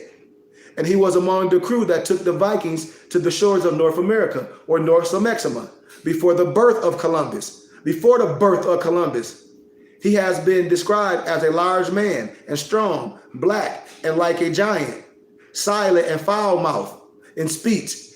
Woo! You get the concept cussing like a sailor? Yeah. I'm telling you, man. I'm telling you, this is all us, man. Foul mouth in his speech, but I'm gonna take foul mouth and I'm gonna say he speak eloquently with a silver tongue. And always egg on Eric to the worth. He was a bad Christian. The Moorish Britons were sometimes referred to as shameless Irish robbers, and the word Scot came to be synonymous with vagabond. You vagabond. Mafia was originally applied to Moors. Research this. You see, so-called blacks never had history besides what slavery here in America or in Amexima permitted them to produce. And these so-called black histories go back to only slave in North America. And the proper term to apply to these blacks in order to find their history would be Moor. I'm telling you. You talk about some black history. That's why you can't find no history. Ain't no black history. The Moor, the Kushites, look up the Kushite history. Look up the Olmec, look up the Spaniards and later era due to the mixing of blood. Look up Morisco, look up the Jamaican Maroons, look up Marinos, look up the real Turks. When you look up in the Library of Congress, the real Turks are the Moors and vice versa. And the Saracens, the Saracens, and see who those people are. And later you will find Negro, colored, coons, and in the 20th century, African American. And this is where we as Moors don't know what we will be. You see how we clear up these teachings, man? Where y'all think they got blackmail from? I got a little bit more time. We almost done this history month. Your skin should be, your kids should be like, Mom, and at school, they telling us that we're some slaves, and they got us reading some fake bullcrap, Willie Lynch. They got us reading that, and they got our kids talk about we come from some slavery and some dumbass Kunta Kinte. Got your babies thinking they some slaves. Got your babies thinking the worst of them. In this time period, all they hear is about some damn slaves. No, you should be wanting me to teach your babies and give them the literature, all the stuff that's in the libraries. That's where they get the blackmail on the origin of the word blackmail. When we talk about the ancient and modern Britons by David McRitchie, he tells in the science the expression applied by the inhabitants of Wales to the tribute exacted from their prince, Meredith, by the Danish pirate or the Black Danes of the year 987 AD, virtually signified blackmail. And moreover, the tribute of the Black Army precisely phrases the tax paid by Theodotus to Ruglius, king of the Huns, 5 centuries before. It was blackmail. That is the origin of the term. The danglet was blackmail, equally with the tribute paid to the Black Huns by the Romans. Look this history up, man. This is real history. However, Moors, whites did not consider so-called blacks in early Europe as being all evil and dangerous. In the literature, he cites in the literature a writer in ancient and Moorish Britain who claimed that insofar as I have been able to observe, the black race is superior to the fair in stature and strength in respect to intellect. They are acute, they are accurate observers of nature's phenomena, quick to apprehension and fluent in speech. In their moral character, they are at least much superior to the population of most of the lowland Pharisees. Oh man. And they got you thinking you was running around in Egypt, in Africa, like some African booty scratcher. The Scottish historian David McRitchie further tells us in the science that Alpin, A-L-P-I-N, the father of Kenneth Alpin, Mac means son of, was half Scottish black and half Pictish black. Kenneth the son was the first to unite the 2 primary branches of Moors in Scotland. This is how I know Moors don't be reading the books. They like, I got that. I say, well, I'm talking about the books you posted. An African origin of the civilization by Sheikh Anadia, we are told that the king of Ghana was called Maga, and that the word could have originated as far back as the 3rd century BC, like the Saracol language, the Sarakole language. In the 2nd volume of Ancient and Modern Britons, were presented with Magaduh, D-U-B-H, which in the Scottish language of that time meant black king. And that's why I said you just can't read over stuff if you don't know what it means. Research it. You would be surprised what the words mean. You would be surprised what the etymology mean. You'll be like, oh my God. They talk about you all in history. Shakespeare wrote about Othello the Moor. Moor was written all through Latin, M-O-H-R, M-O-O-R, M-U-U-R, M-O-R-E-N. They're talking about you all in history. But you're looking for black. Sure wasn't no African American. Right, Mom. Right, Moors? But 2 British writers, Gerald Massey. When I tell you about Gerald Massey, when I talk about all his books, I got them all. Gerald Massey wrote so much. And Godfrey Higgins believed that blacks built Stonehenge. Gerald Massey in the volume 1 of his work, A Book of the Beginnings, claimed that Stonehenge was built by a black architect known as Moorian, M-O-R-R-E-N, and he says now, as a Negro is still known as a Moorian in English. May note to this indicate that Moorian belonged to the black race, the Kushite builders, the Moors. Just like in European masonry, when I be laughing at Moors and I say, well, Solomon ain't built nothing. Hiram Abith is the builder of the so-called Solomon Temple. Who that the European buried in a shallow grave? No, that's what. And they buried you because they want you to think that you ain't the master builder. Poo-poo, history tells you you are. Godfrey Higgins says in the first volume of Apocalypse, in my essay on the Celtic Druids. Remember, I was breaking down the Celtic science and I brought the Celtic mystery and I was testing Moorish, called themselves sheiks. And I said, what's that book? He said, that's a European book. And I said, see, I got to shake your hand and walk out. Just because you're looking at somebody you does not understand the science. The book of the Celtic, it's a lighter you. They dressed up in all the Moorish attire. As soon as you open the book, Moorish science all through. That's how I know Negroes just look at pictures. And I tell you, signs and symbols will keep you away or draw you to something. I'm telling you. In my essay on the Celtic Druids, I have shown that a great nation called the Celta, C-E-L-T-A-E, of whom the Druids were the priests, spread themselves almost over the whole earth and are to be traced in their rude, gigantic monuments from India to extremity of Britain. Who these can have been but the early individuals of the black nation per se. I'm using the language, black nation, but we know what it denotes, of whom we have been, what it connotates, have been treating. I know that, and this is my opinion.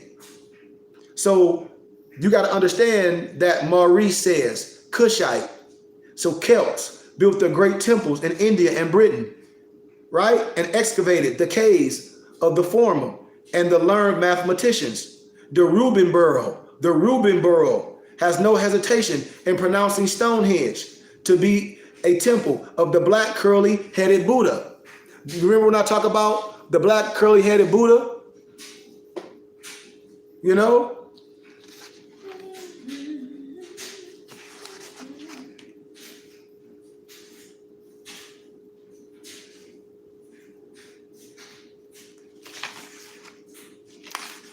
It's just something, man. We got to know that one of the best known African explorers with the Spanish expeditions was Estevanco, and he explored Florida, Mexico, and parts of Arizona and New Mexico. Leo Africanus, a highly educated Spanish Moor who visited Timbuktu. Researched all this stuff. A lot of runaway Moors began their own colonies, the largest of which was the Republic of Palmares, Palmares, in northeastern Brazil. Look this stuff up. The Dutch colony of New Amsterdam, founded in 1626, included 11 Moors. Look this history up.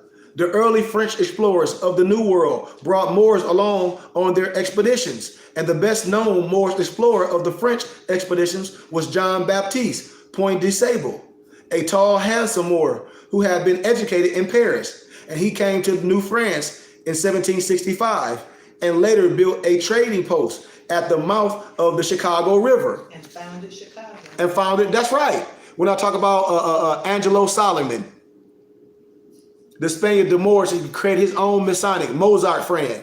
They hide stuff in history. Moors built the mansions of Mount Vernon and Monticello. Moors served in Queen Anne's War between 1702 and 1713. King George's War in 1744 and 1745, and the French and Indian War in 1754 and 1763. This is real American history.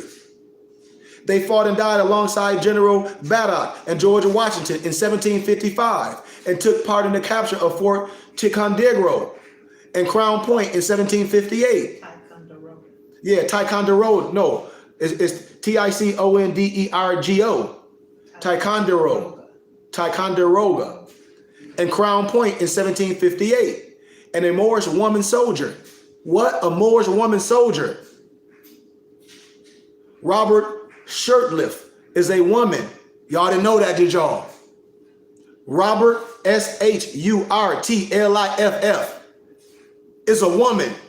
Do your real due diligence. Remember I told you when I talk about pen names and when I talk about what I say, what is it called again, Ma?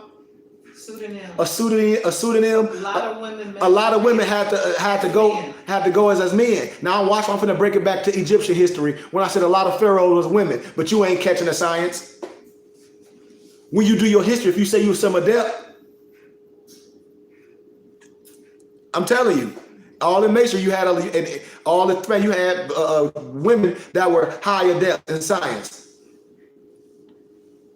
Do your homework. She was generally believed to be a man, but she was not. She served 18 months in the Patriot Army, and her state of Massachusetts rewarded Deborah Gannett for an extraordinary instance of female heroism.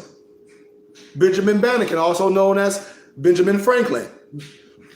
Benjamin Banneker, a Maryland free Moor, contributed to the field of science, mathematics, political affairs, a man of dignified dress and appearance. France said he looked like Benjamin Franklin, and Banneker began his studies as a teenager using crude tools. He constructed a clock. The first one was made entirely with American parts. Banner educated himself with books borrowed from a Quaker neighbor. He also established the first almanac.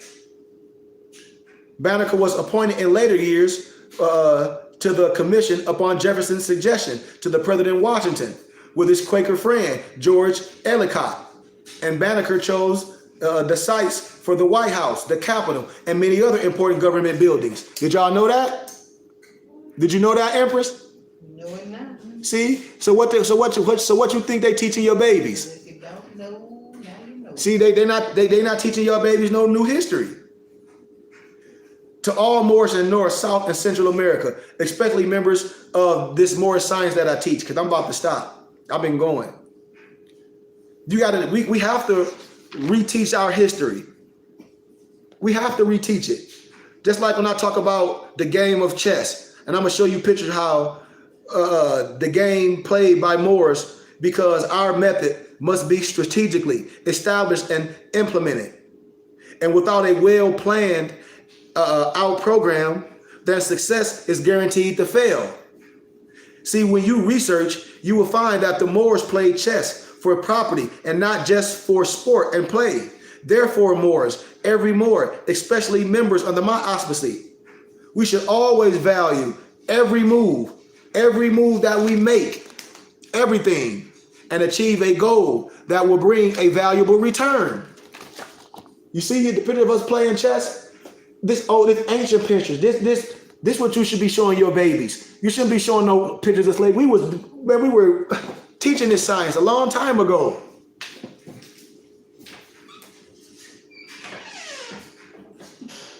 Disappear. We'll be back in just a moment.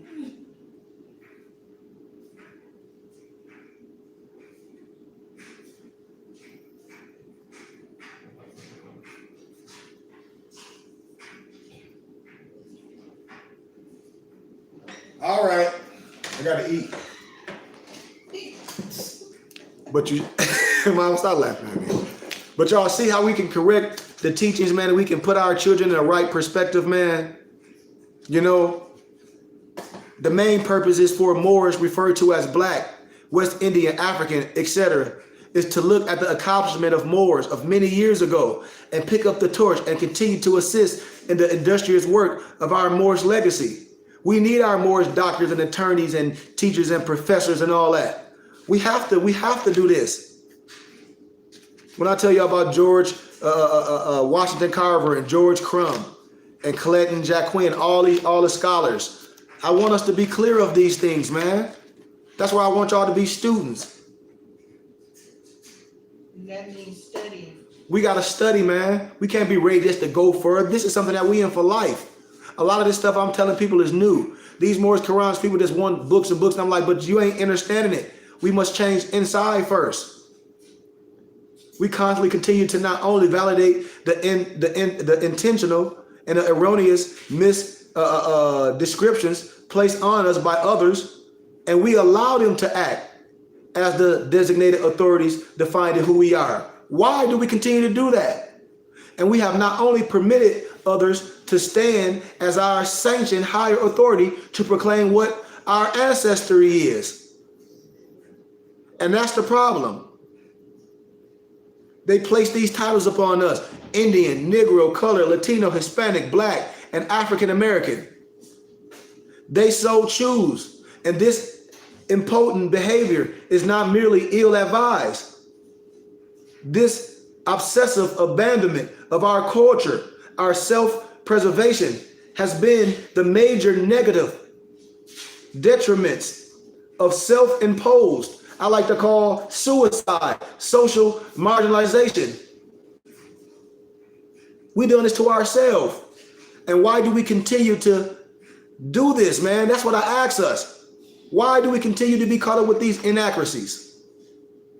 Why? Why? Why do we do this? Why do we get caught up further to do such a great degree to welcome acceptance that we not only fervently tell our kids that it's not real, we talk about illegitimate Eurocentric historical inaccuracies. And we promote this all the time as truth. The false assertions of transparent agendas, not only academically in our schools, but even more voluntary in our own sacred institutions. We worship this black stuff. And that's what I want to let us know, Moors. And a lot of the histories and things, a lot of tax dollars, a lot of teachers, a lot of these myths, as Christopher Columbus discovering anything, he ain't discovering nothing. And if you stop to think about it, it doesn't come across to you a little bit of scientific. Just think about the name Christopher Columbus and literally translate to Christianity colonizing. But no one ever taught you that. What was he doing? He was colonizing. You gotta read. I told you words are spells. What common sense sounds logic or self-destruction design compels us to simply continue the historical status quo of hanging over our innocent children's head with lies. I want us to understand that. I want us to get a clear understanding of how we've been tricked, programmed in our thinking. We got to recondition our children. We should be our focus in their inalienable and unalienable God-given human rights as it's protected under all international law. We talking about international law when I ask you, are you a local Moor? Because I'm an international Moor. As detailed within the U.S. ratified charter guaranteeing globally the right of the indigenous people, the right of the indigenous people, the right of the indigenous people, which is in fact is constitutionally the indisputable law of the land. What's on the bottom of the Liberty Bell, Ma? 25 and 10. The true 8822 law is us 30,000 reconditioning ourselves back to who we were. It's right there in the laws. It's right on the Liberty Bell. I told y'all, don't y'all know that a lot of stuff was rewriting history, and these deeply entrenched institutionalized rewritings of history, which most simply take for granted as truth? Watch this. Such as the Pulitzer's Prize in 1833, the prize-winning Teacher's Guide, the Discovery of America, an outgrowth of the conquest of the Moors, introducing the myth of Christopher Columbus discovering America. Did y'all hear me? The Pulitzer Prize, 1833 prize-winning Teacher's Guide, the discovery, research this, the discovery of America, an outgrowth of the conquest of the Moors. Introducing the myth of Christopher Columbus discovering America. And then I'm gonna show you how the Smithsonian went along with it. It's a clear example of a coercive global cosmological framework of mentally manipulative, Eurocentric belief systems designed to manufacture false pride. When I talk about that Tavistock of what? Human engineering? Social engineering. Social engineering, same stuff. Same stuff. False pride while secretly anchoring cornerstones, setting their own agenda of what the average individual should accept as simple common sense, facts which everyone should know, and anyone of sound mind that is. It would not all be odd to find the question, who discovered America, as being a question on a mental competency test in which any answer other than Christopher Columbus would be counted as a sign of mental instability. The false law. Yes. And this is international law when I talk about law. Not no fake stuff when you finna go to the store and you finna use a number prematurely for you can get a discount on a hamburger.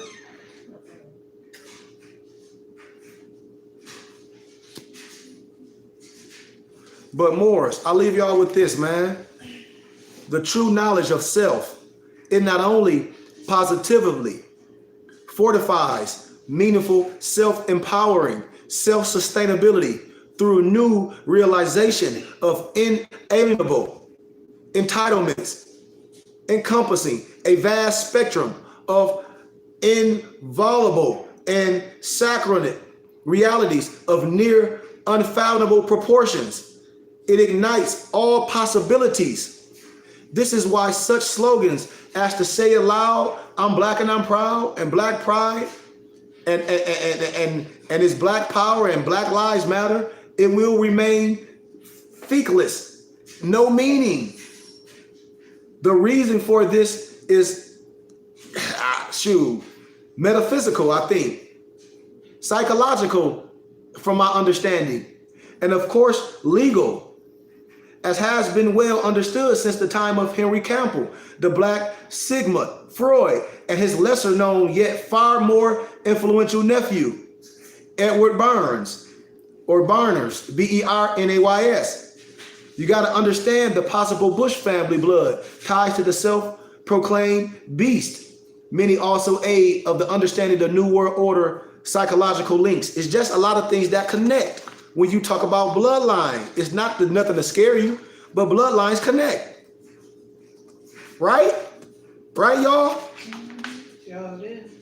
That's why when you look at a study of Henry Campbell's Black's work, unquestionably the world's most widely respected legal dictionary, what Moors like to get, it will aid you and will aid this person in airing a clear understanding of not only the legal reason why identifying oneself as a black person is in fact legally placing yourself in a social category, an actual legal classification and status known as what? Civilter mortis, which legally, lawfully, and literally means dead in the eyes of the law. And another stating fact, which may seem even more bizarre to the average individual Moors, is that the legal definition of white is not European, nor of Indo-European ancestry. It goes on further to identify the term white person, not only as being us, the indigenous and aboriginal Native American Moor, who currently in this country are most commonly referred to as blacks, and or African Americans. A close inspection of the world's most reliable legal dictionary provides a newfound appreciation of how the term white person is in fact merely an absurd status identifier manifested as a result of Naturalization Act of 1790. So when you study in world-renowned legal references, such as the aforementioned Black Laws Dictionary and Bover's Law Dictionary and other well-respected scholarly works, it will help one to easily discover the true irony in this well-known adage. So, I'm gonna leave y'all with that. Because a lot of more has been tricked, and it's a wordplay. When you look at things, when like in census, and when it says black and white, and I tell Moors that mean the same thing. Research it and look it up for to find out. When I tell a person, when you look up what it says black and what white is, and you be like, damn, one says from the continent of Africa, and then the other one says from the continent of South African and Europe. You like, wait a damn minute. So we were more than Europe, because we were the ancient modern Britons. And then the other one that says Africa. You like, wait one goddamn minute. You ain't even thinking. That's why I said it's a word, it's a trick. What is your nationality? Moorish American. What's your race? Asiatic. And you self-identify. I love y'all, man. Islam, Islam, Islam. I'm going to upload the teachings to the students for our classes, but I want y'all to study part 1 and part 2 again, because I'm getting ready to ask all Moorish questions on the homework. I hope y'all study part 1 of your Unto Thee I Grant, because we missing a lot of stuff. I love y'all. Islam.